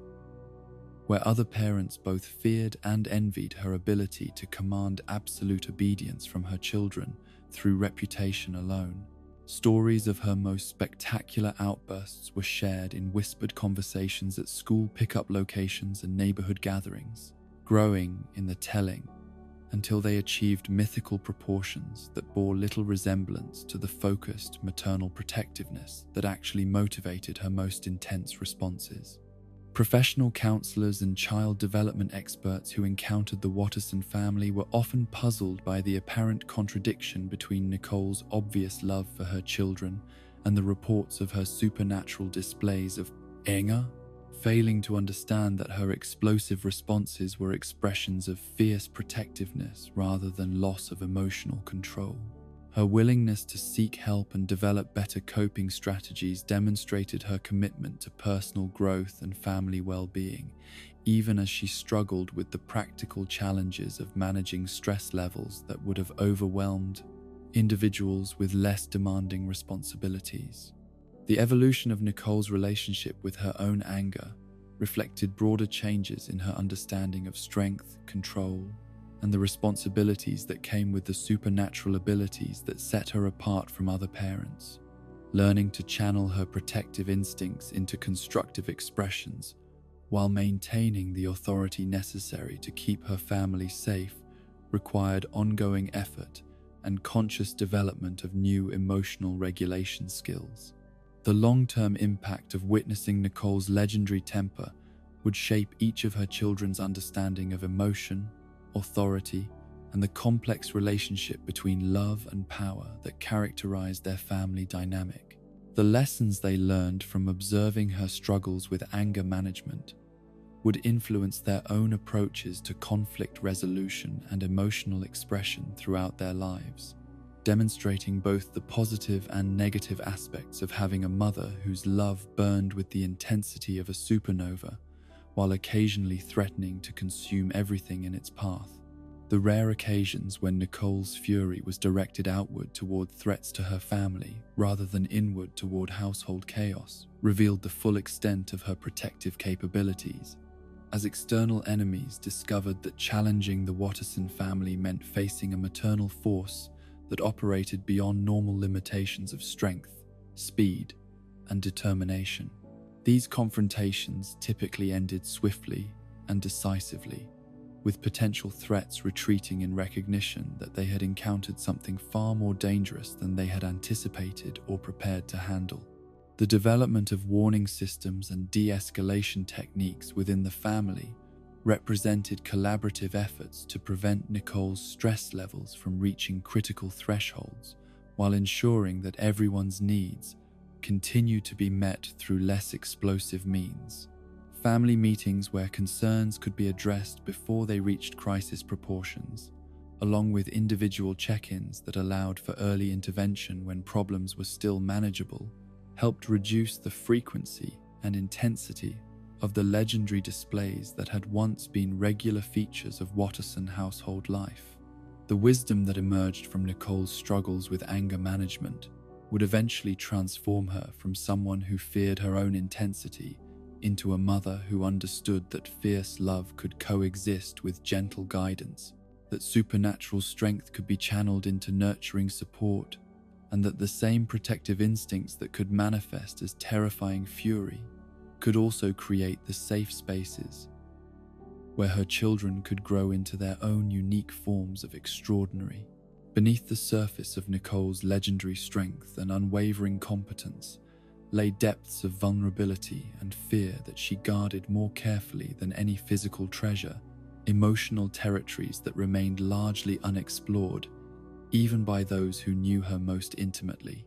These hidden anxieties and insecurities formed the shadowy counterpart to her public persona of maternal invincibility, creating internal landscapes where her fierce protective instincts turned inward to battle enemies that could not be defeated through supernatural strength or organizational excellence. The most fundamental of these deep-seated fears centered around her terror of failing as a mother, a dread so pervasive that it colored every decision she made and every interaction she had with her children. This anxiety was not the normal parental concern about making mistakes or providing inadequate guidance, but rather an existential horror that her own imperfections and limitations would somehow damage the children she loved more than life itself, leaving them scarred or stunted in ways that could never be repaired through subsequent efforts or interventions. Nicole's understanding of what constituted maternal failure was impossibly comprehensive, encompassing not only obvious disasters like neglect or abuse, but also subtle shortcomings that might go unnoticed by outside observers, but could theoretically impact her children's emotional development or future happiness. She feared that her explosive temper might teach them that anger was an acceptable response to frustration, that her perfectionist tendencies might create unrealistic expectations that would burden them throughout their lives, or that her fierce protectiveness might prevent them from developing the independence and resilience they would need to navigate the world without her constant intervention. The weight of financial responsibility that had settled upon Nicole's shoulders created another category of deep anxiety that she rarely allowed herself to acknowledge fully, even in her most private moments of reflection. The knowledge that her family's economic stability depended primarily upon her professional success and continued employment generated a constant undercurrent of stress that influenced every career, decision, and workplace interaction, transforming ordinary professional challenges into potential catastrophes that could affect not just her own well-being, but the security and opportunities available to everyone she loved. This financial pressure was complicated by Nicole's awareness that her own childhood experiences with economic uncertainty had shaped her understanding of what constituted adequate provision for her family, creating standards that went far beyond basic necessities to encompass educational opportunities, cultural experiences, and material comforts that she believed were essential for her children's proper development. The gap between her aspirations for her family's lifestyle and the realities of their current income created ongoing tension that manifested in careful budgeting, strategic career planning, and occasional moments of panic when unexpected expenses threatened to disrupt her carefully maintained financial equilibrium. The loneliness that accompanied Nicole's role as the family's primary problem solver and decision maker represented another source of deep emotional pain that she struggled to address or even fully acknowledge. While she was surrounded by people who loved her and depended upon her, the responsibilities of leadership often isolated her from the very relationships she worked so hard to protect and nurture, creating emotional distance even within the intimacy of family life. Richard's natural tendency to defer to her judgment in matters of household management and child rearing, while reflecting his respect for her capabilities and his own recognition of her superior organizational skills, sometimes left Nicole feeling that she was carrying burdens that should be shared rather than delegated. The children's reliance on her for solutions to problems ranging from academic challenges to social conflicts created additional pressure to maintain the appearance of competence and confidence, even when she felt uncertain or overwhelmed by the complexity of the situations she was expected to resolve. This isolation was intensified by Nicole's awareness that her supernatural abilities and legendary intensity set her apart from other mothers in ways that made casual friendship and mutual support more difficult to establish and maintain. Other parents often viewed her with a mixture of admiration and intimidation that prevented the development of relationships where she could express vulnerability or seek advice without judgment, leaving her to navigate the challenges of motherhood and marriage with limited access to the peer support that might have provided perspective and emotional relief. The secret insecurities about her physical appearance and personal worth that Nicole carried represented some of her most closely guarded emotional vulnerabilities, rooted in childhood experiences that had taught her to view herself primarily through the lens of utility and performance rather than inherent value and lovability. Despite Richard's obvious adoration and her children's unconditional acceptance of her exactly as she was, Nicole continued to struggle with doubts about whether she was attractive enough, interesting enough, or simply enough to deserve the love that surrounded her. These self-doubts were particularly acute during moments when she compared herself to other mothers who seemed more naturally suited to the social and emotional aspects of parenting. women who appeared to navigate family relationships with ease and grace while maintaining their own identities and interests outside their roles as wives and mothers. Nicole's tendency toward perfectionism made her acutely aware of every perceived shortcoming in her appearance, personality, or maternal performance, creating internal criticism that was far harsher than anything any external observer would have considered reasonable or fair.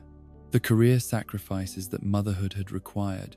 represented another source of complex emotions that Nicole rarely allowed herself to examine fully, as acknowledging the losses involved felt like betraying the love she felt for her family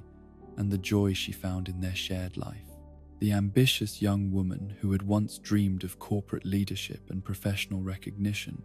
had evolved into someone whose primary identity centered around domestic achievements and family well-being, a transformation that brought profound satisfaction while also generating occasional moments of grief for paths not taken and possibilities unexplored.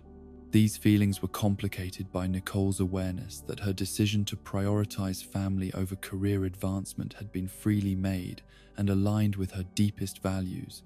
yet the knowledge that she possessed, capabilities that remained largely unused in her current life, sometimes created restlessness and regret that she struggled to process without feeling guilty about experiencing dissatisfaction with, blessings that many people would envy.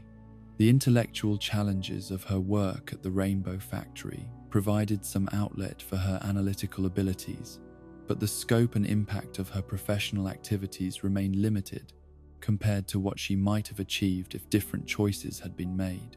The processing and compartmentalization of emotional pain that characterized Nicole's approach to psychological challenges reflected coping mechanisms that had been developed during her difficult childhood and refined through years of managing complex family dynamics while maintaining professional responsibilities. Her tendency to intellectualize feelings rather than experiencing them fully allowed her to function effectively during crisis situations, while potentially preventing the kind of emotional processing that might have led to deeper healing and integration. This emotional compartmentalization was both a strength and a limitation, enabling Nicole to respond to immediate challenges with clarity and effectiveness, while potentially storing unresolved feelings in psychological spaces where they could influence her behavior and relationships in ways she did not fully understand or control. The rare moments when her carefully maintained emotional barriers broke down revealed the extent of the feelings she normally kept suppressed, displaying depths of pain, fear, and longing that surprised even those who knew her most intimately. The moments of complete vulnerability that Nicole occasionally allowed herself to experience were typically triggered by exhaustion, illness, or emotional overwhelm that temporarily disabled her usual defense mechanisms, creating opportunities for authentic connection and healing that were otherwise prevented by her need to maintain the appearance of competence and strength. These breakthrough experiences often occurred during quiet interactions with Richard, whose unconditional acceptance and gentle presence provided safe space for emotional expression that she could not risk in other contexts. The guilt and self-criticism that followed these moments of vulnerability reflected Nicole's deep-seated belief that strength meant handling challenges independently, and that seeking support or expressing doubt represented failures of character that could potentially harm those who depended upon her stability and competence. Learning to accept help and emotional support without viewing such acceptance as weakness required ongoing effort and conscious development of new frameworks for understanding the relationship between strength and interdependence. The fears about her children's future well-being and her ability to prepare them adequately for the challenges they would face as adults represented some of Nicole's most persistent and intense anxieties, as she struggled with the impossibility of protecting them from every potential source of pain or disappointment, while simultaneously recognizing that overprotection could prevent the development of resilience and independence, they would need to thrive without her constant oversight. These concerns were particularly acute regarding each child's unique needs and challenges, as Nicole worried about Gumball's tendency toward impulsivity and poor judgment, Darwin's trusting nature and potential vulnerability to exploitation, and Ananias's intellectual advancement paired with age-appropriate emotional development. The complexity of nurturing each child's individual strengths while addressing their specific vulnerabilities created ongoing stress about whether her parenting approaches were optimal for their particular personalities and circumstances. The existential questions about meaning and purpose that occasionally surfaced during Nicole's quiet moments of reflection revealed philosophical concerns that went beyond immediate family responsibilities to encompass broader questions about the value of domestic life and the significance of contributions that occurred outside public recognition or professional achievement. While she found deep satisfaction in her role as wife and mother, Nicole sometimes wondered whether her efforts to create a loving and stable family environment represented adequate use of her capabilities and whether her impact on the world would prove meaningful beyond the boundaries of her own household. These contemplations were not expressions of dissatisfaction with her life choices, but rather reflections of an intellect that continued to grapple with complex questions about identity, contribution, and legacy even within the context of domestic fulfillment. The integration of her public and private selves, her professional and personal identities, remained an ongoing process that required conscious attention and periodic reassessment as circumstances changed and new challenges emerged. The hidden depths of Nicole's emotional landscape, with all their complexities and contradictions, represented the human foundation upon which her legendary strength and maternal devotion were built, demonstrating that true power often emerged not from the absence of vulnerability, but from the courage to love deeply, despite the fears and uncertainties that such love inevitably created. The intricate web of relationships that Nicole navigated within her family and beyond created a complex social ecosystem where her fierce protective instincts, analytical nature, and deep capacity for love intersected with the equally complex personalities and needs of everyone who entered her orbit. Each relationship required different aspects of her character, while contributing to the ongoing development of her understanding about connection, responsibility, and the delicate balance between independence and interdependence that characterized healthy human bonds. Her relationship with Gumball embodied the fundamental challenge of maternal love translated into daily practice, as she worked to nurture his creative spirit and natural enthusiasm, while providing the structure and guidance necessary to channel his energy in directions that would serve his long-term well-being rather than creating chaos that could harm him or others. The dynamic between them reflected the eternal dance between a child's need for freedom to explore and experiment and a mother's need to protect that same child from the consequences of poor judgment or impulsive decision-making. Nicole's approach to parenting Gumball required constant calibration between encouragement and correction, as his natural talents for creativity and leadership needed cultivation, while his equally natural tendencies toward boundary testing and consequence avoidance required firm but loving intervention. The conversations between them often resembled diplomatic negotiations where Nicole worked to help him understand the reasoning behind rules and expectations while maintaining the authority necessary to ensure compliance when reasoning alone proved insufficient. The unique bond she shared with Darwin reflected the extraordinary circumstances of his joining their family and the special considerations required to nurture a child whose background and nature differed so fundamentally from typical parental experience. Nicole's relationship with Darwin was characterized by gentle protectiveness that recognized his naturally trusting and loyal personality, while working to develop the critical thinking skills and self-advocacy abilities that would protect him from those who might take advantage of his généreux nature. Her interactions with Darwin often involved careful explanation of social dynamics and human behavior that others might take for granted,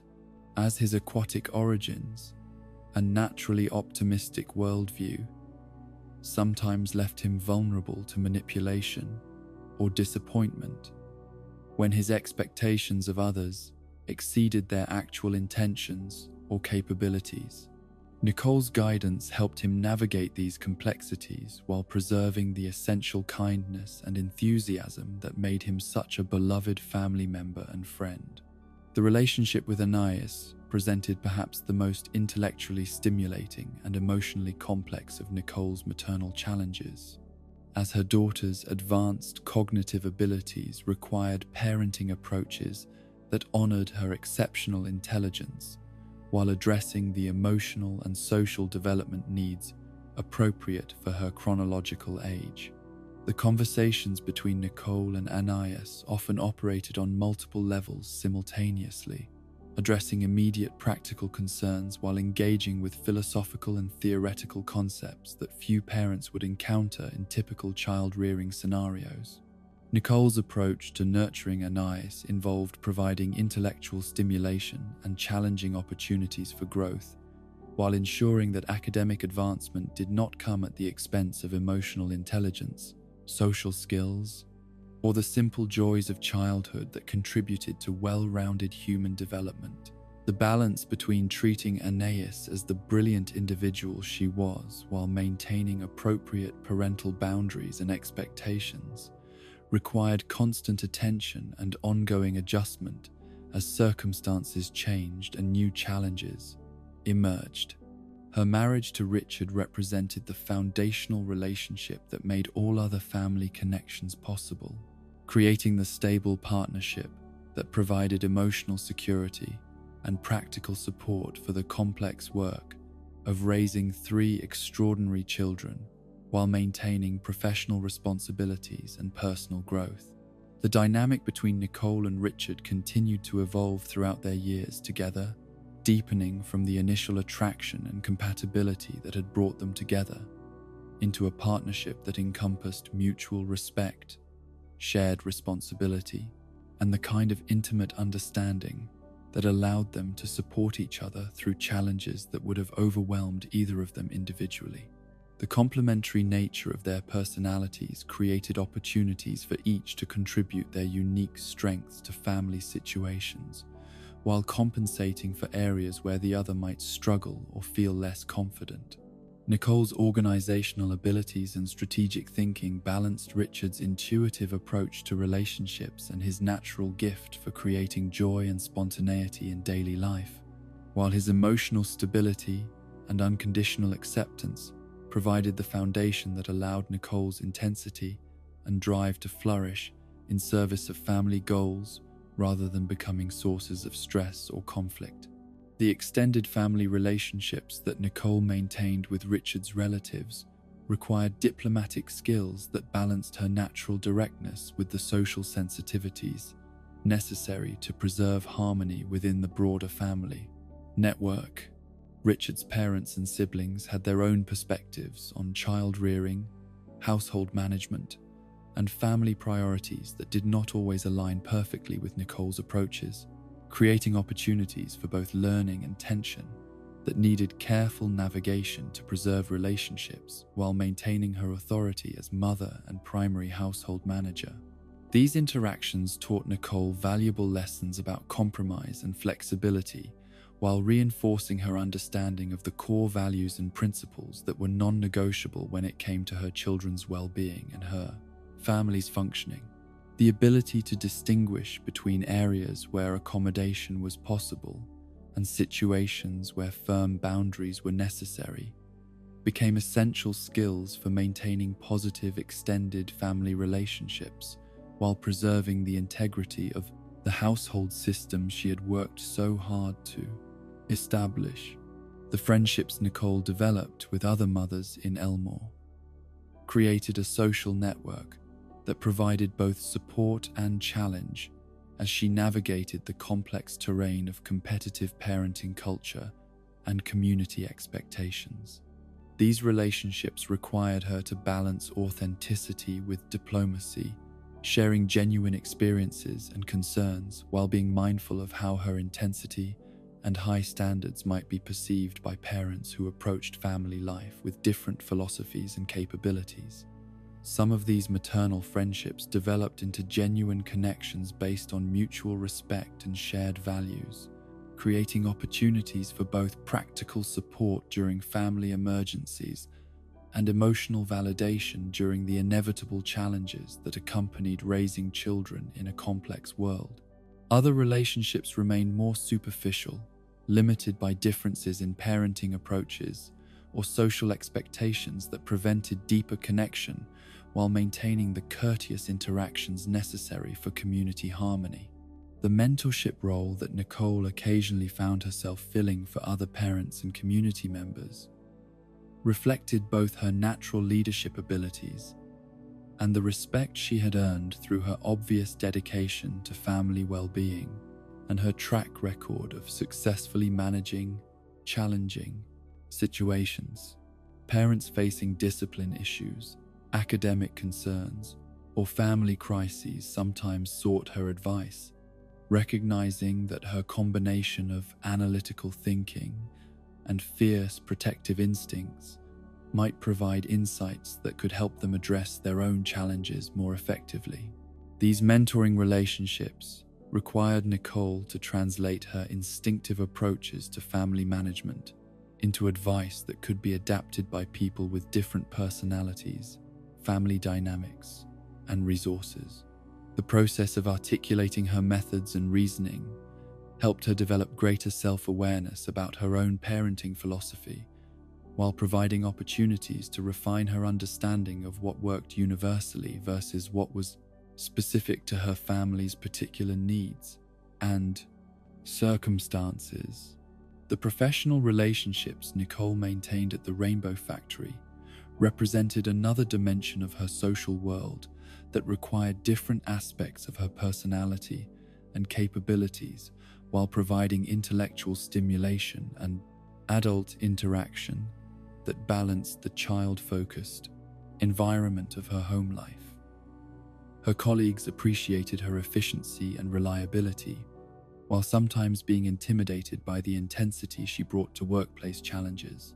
creating dynamics that required ongoing attention to ensure that her natural leadership abilities enhanced rather than dominated team interactions. The respect she commanded in professional settings reflected both her analytical capabilities and her ability to maintain composure under pressure,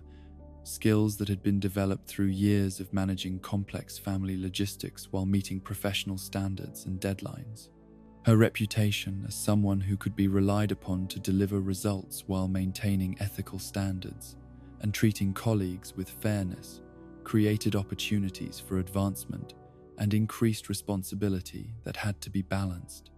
against her primary commitments to family well-being. The community leadership roles that Nicole sometimes accepted reflected both her natural civic-mindedness and her understanding that creating positive change in the broader environment where her children were growing up served her family's interests while contributing to the well-being of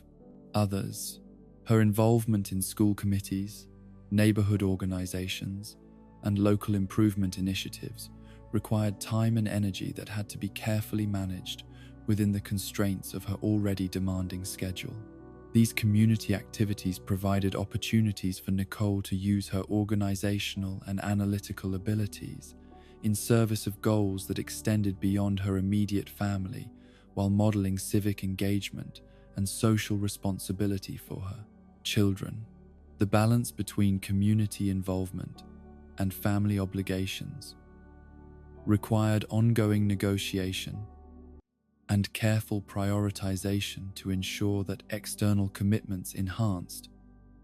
rather than detracted from her ability to meet her primary responsibilities as wife and mother. The social dynamics of Elmore itself, with its diverse population and occasionally chaotic community events, required Nicole to navigate relationships with neighbors, local business owners,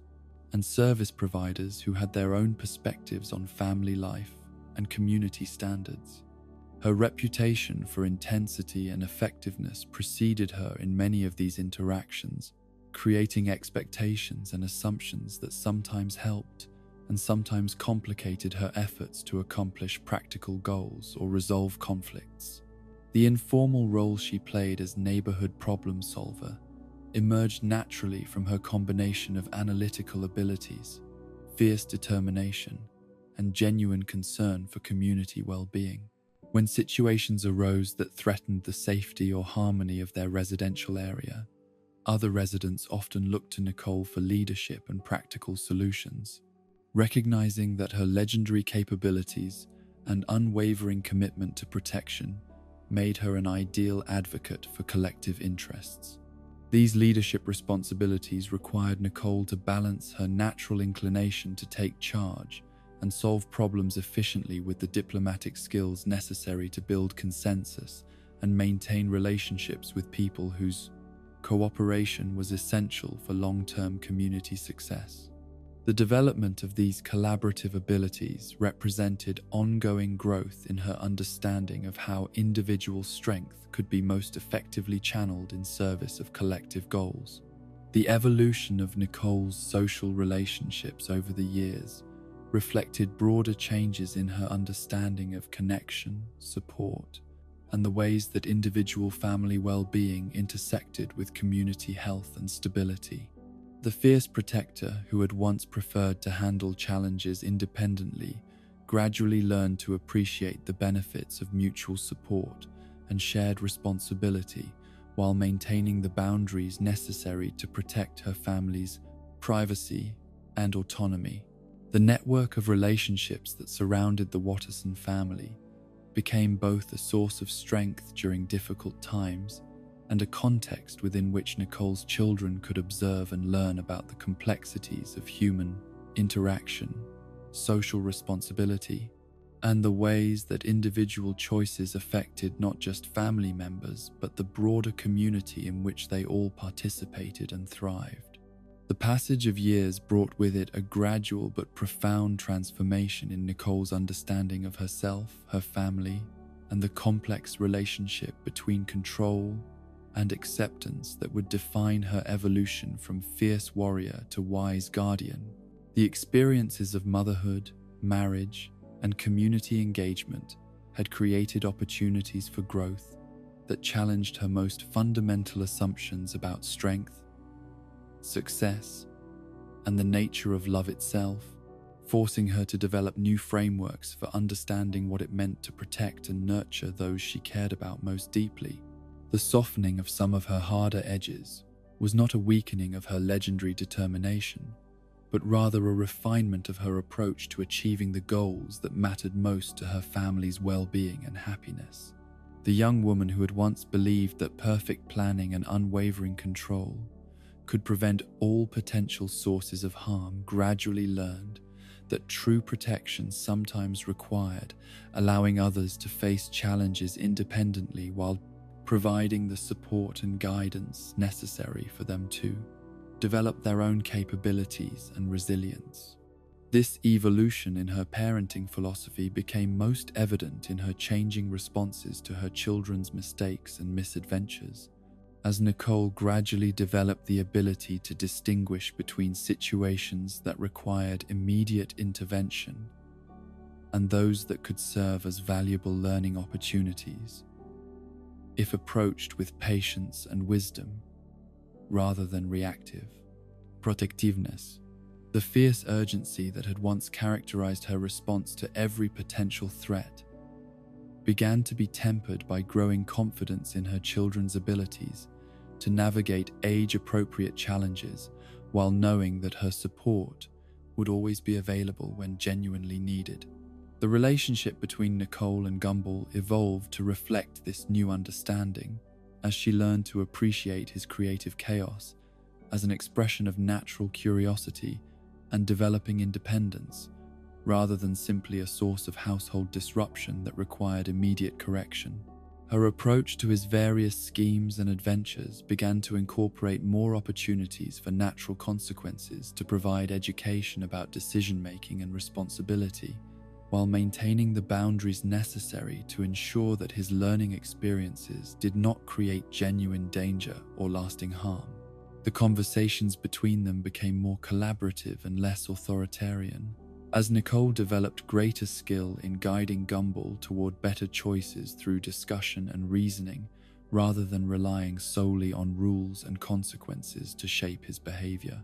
This shift required her to trust both his developing judgment and her own ability to influence his decision-making through relationship and communication,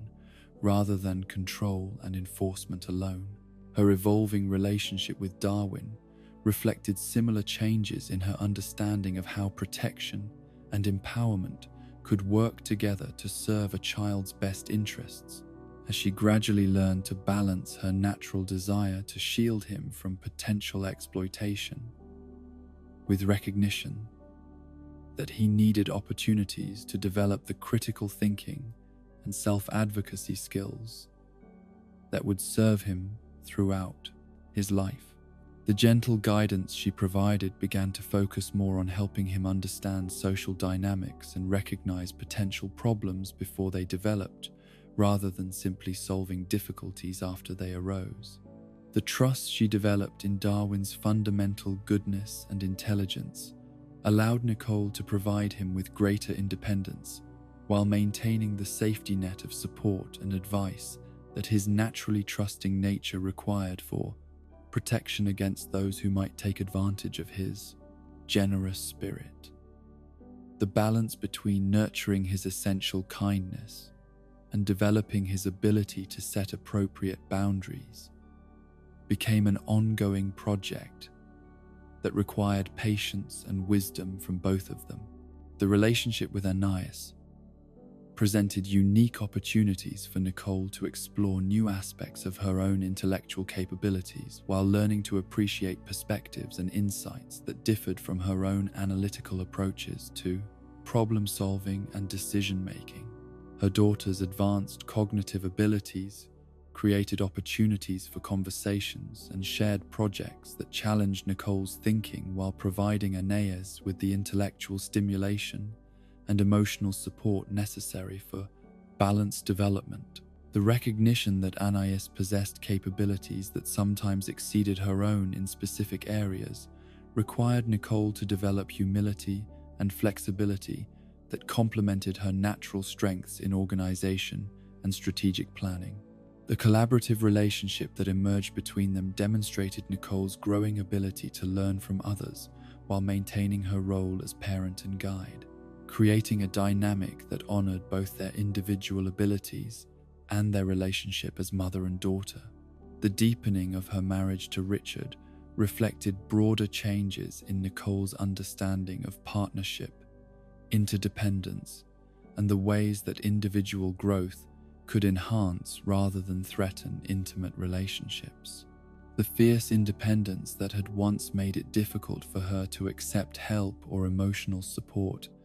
gradually gave way to appreciation for the strength that could emerge from genuine collaboration and mutual reliance between people who loved and trusted each other completely. Richard's consistent presence and unconditional acceptance had created safe space for Nicole to explore aspects of herself that had been suppressed during her years of focusing primarily on survival and achievement, allowing interests and capabilities that had been dormant to emerge and develop within the context of their shared life. The playfulness and spontaneity that Richard brought to their relationship helped Nicole rediscover parts of herself that had been overwhelmed by responsibility and worry, creating opportunities for joy and connection that enriched their partnership while modeling healthy relationship dynamics for their children. The evolution of Nicole's approach to household management reflected her growing understanding that perfection was less important than functionality, and that systems needed to accommodate the personalities and needs of all family members, rather than simply maximizing efficiency or order.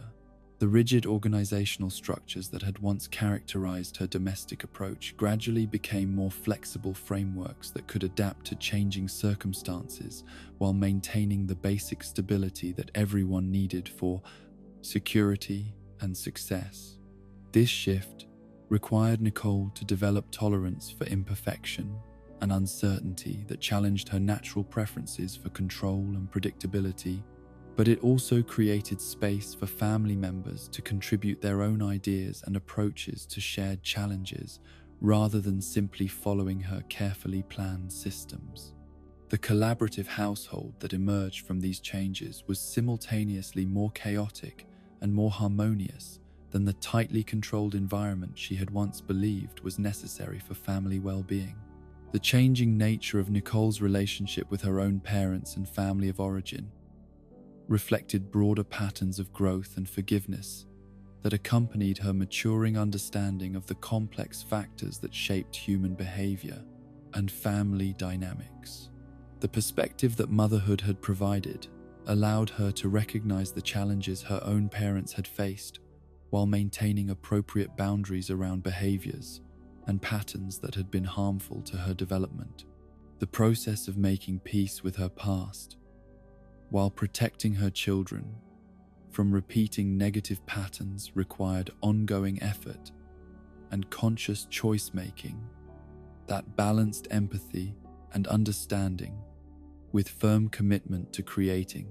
healthier dynamics within her own family. The integration of lessons learned from both positive and negative experiences in her family of origin became an ongoing project that informed her parenting decisions,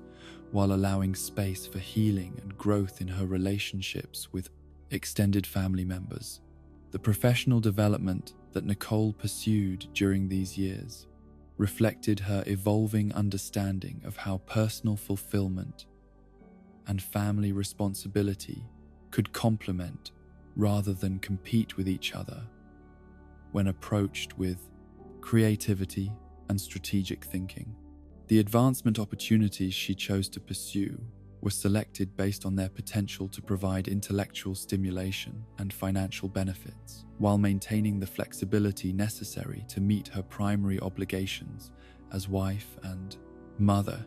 The leadership roles she gradually accepted within her workplace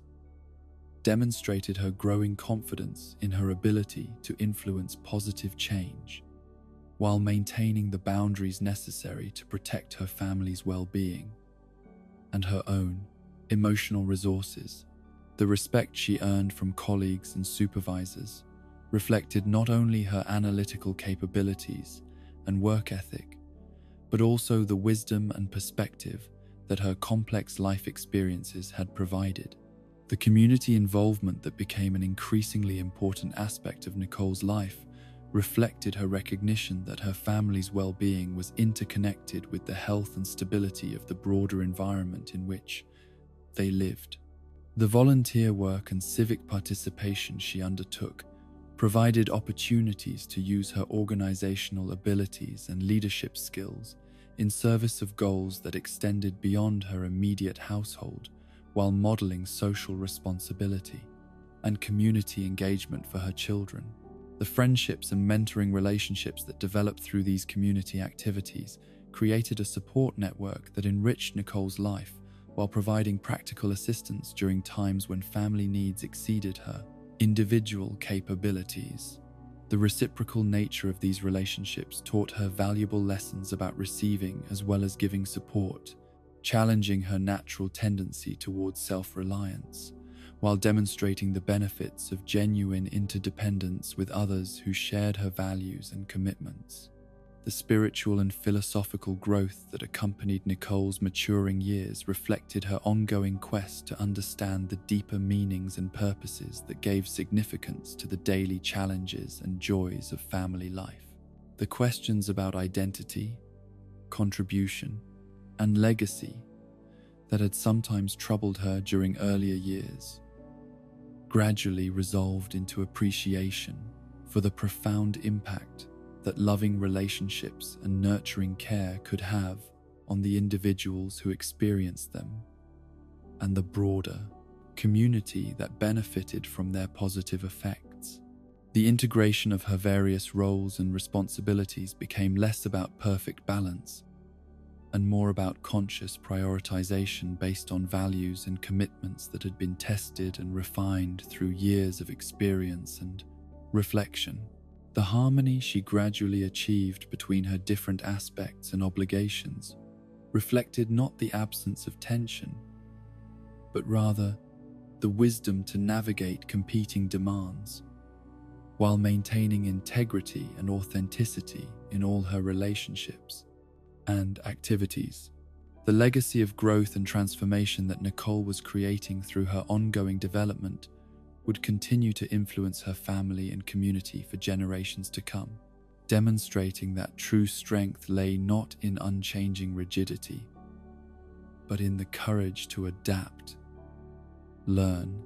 and evolve while maintaining commitment to the love and principles that provided meaning and direction for life's journey. The warrior had become a wise woman whose power served not conquest but nurturing, whose strength created safety for growth rather than dominance over others. The contemplation of her children's futures had become one of Nicole's most profound sources of both hope and anxiety, as she watched Gumball, Darwin, and Anais develop into individuals whose personalities and capabilities would soon carry them beyond the protective boundaries of her direct supervision, into a world that would test everything she had tried to teach them about: resilience, compassion, and the courage to remain true to their essential selves, despite whatever challenges they might encounter. Her vision for Gumball's future was colored by both admiration for his creative spirit and concern about his tendency toward impulsive decision-making, as she worked to help him understand that his natural leadership abilities and boundless enthusiasm could become powerful forces for positive change if channeled through wisdom and consideration for consequences. The conversations they shared about goals and dreams revealed his genuine desire to make a difference in the world, while sometimes displaying a naive optimism about the ease with which meaningful change could be accomplished. Nicole's approach to preparing Gumball for independent adulthood involved creating opportunities for him to experience natural consequences for his choices, while maintaining the safety net of guidance and support that would prevent truly serious mistakes from derailing his development. The balance between allowing him to learn from experience and protecting him from harm required constant adjustment as he matured, and the stakes of his decisions increased with his growing capabilities and expanding sphere of influence. The discussions about career possibilities and educational paths that would best serve his interests and abilities became forums for exploring values and priorities that would guide his choices throughout his life, as Nicole worked to help him understand that success could be measured in many different ways, and that the most fulfilling paths were often those that aligned personal strengths with opportunities to contribute meaningfully to others' well-being and happiness. Her hopes for Darwin's future centered around his remarkable capacity for loyalty and compassion, qualities that she recognized as rare gifts that could bring tremendous joy and healing to whatever relationships and communities he chose to join as an adult. The challenge of preparing Darwin for independence involved helping him develop the critical thinking skills and boundary-setting abilities that would protect his generous nature from exploitation, while preserving the essential kindness that made him such a beloved family member and friend. The conversations between Nicole and Darwin about his future often focused on the importance of choosing companions and commitments that would honor his trusting nature rather than taking advantage of it, as she worked to help him understand that true friendship and love required reciprocity and mutual respect rather than one-sided giving that could lead to exhaustion and disappointment. Her guidance helped Darwin recognize that his desire to help others was a strength that needed to be balanced with self-care and realistic assessment of what he could accomplish without sacrificing his own well-being or neglecting his other responsibilities and relationships.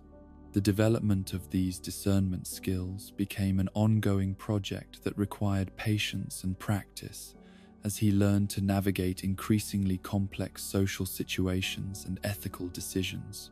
The future she envisioned for Anais was perhaps the most complex to contemplate, as her daughter's exceptional intellectual abilities created possibilities that extended far beyond typical expectations, while also requiring careful consideration of how academic achievement could be balanced with emotional development and social connection. Nicole's role in preparing Anais for her unique path involved providing both intellectual challenges and emotional support that would allow her to develop her full potential without becoming isolated by her differences from peers. The discussions they shared about educational opportunities and career possibilities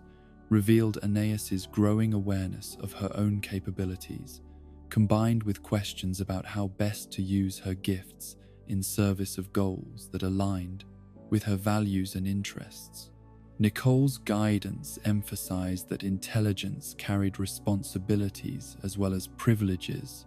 and that true wisdom involved understanding how individual abilities could contribute to collective well-being rather than simply personal advancement. The preparation for Anais's future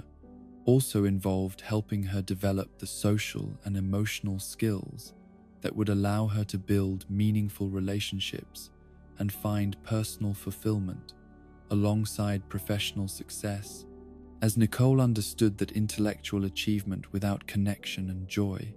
could lead to a lonely and ultimately unsatisfying existence, regardless of external recognition or accomplishment. The values that Nicole hoped to instill in all her children were rooted in the lessons she had learned through her own journey from fierce survivor to loving mother, emphasizing the importance of strength in service of protection rather than domination, the wisdom of understanding that true success required both individual achievement and contribution to others' well-being, and the recognition that love was demonstrated through actions and choices rather than simply words and intentions. The ongoing conversations about integrity, responsibility, and the courage to do what was right even when it was difficult became foundations for character development that would serve her children throughout their lives, providing internal guidance systems that could help them navigate ethical dilemmas and complex decisions when external authorities were no longer available to provide direction and support.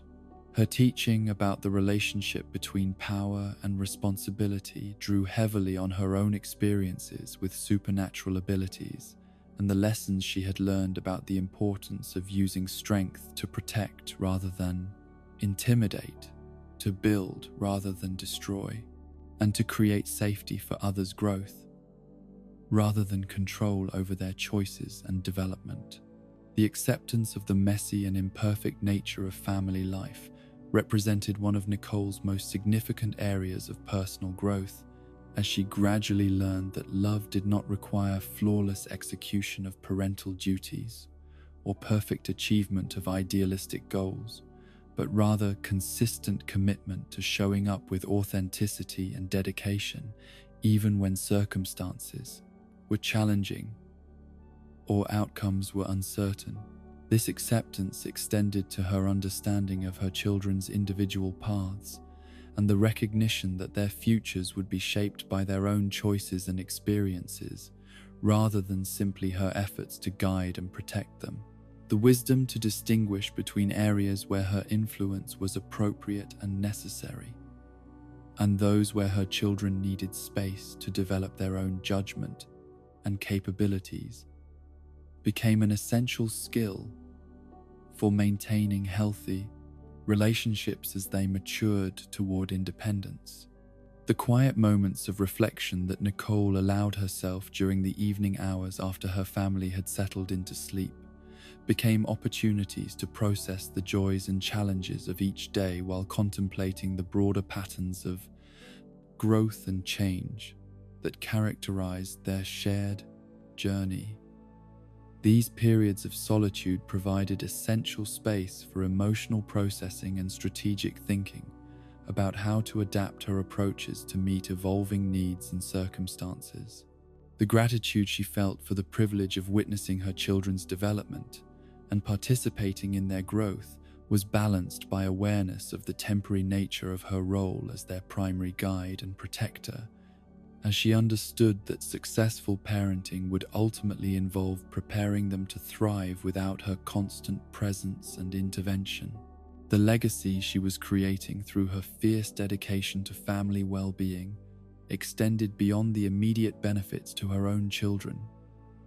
to encompass the broader impact that loving families could have on their communities and the future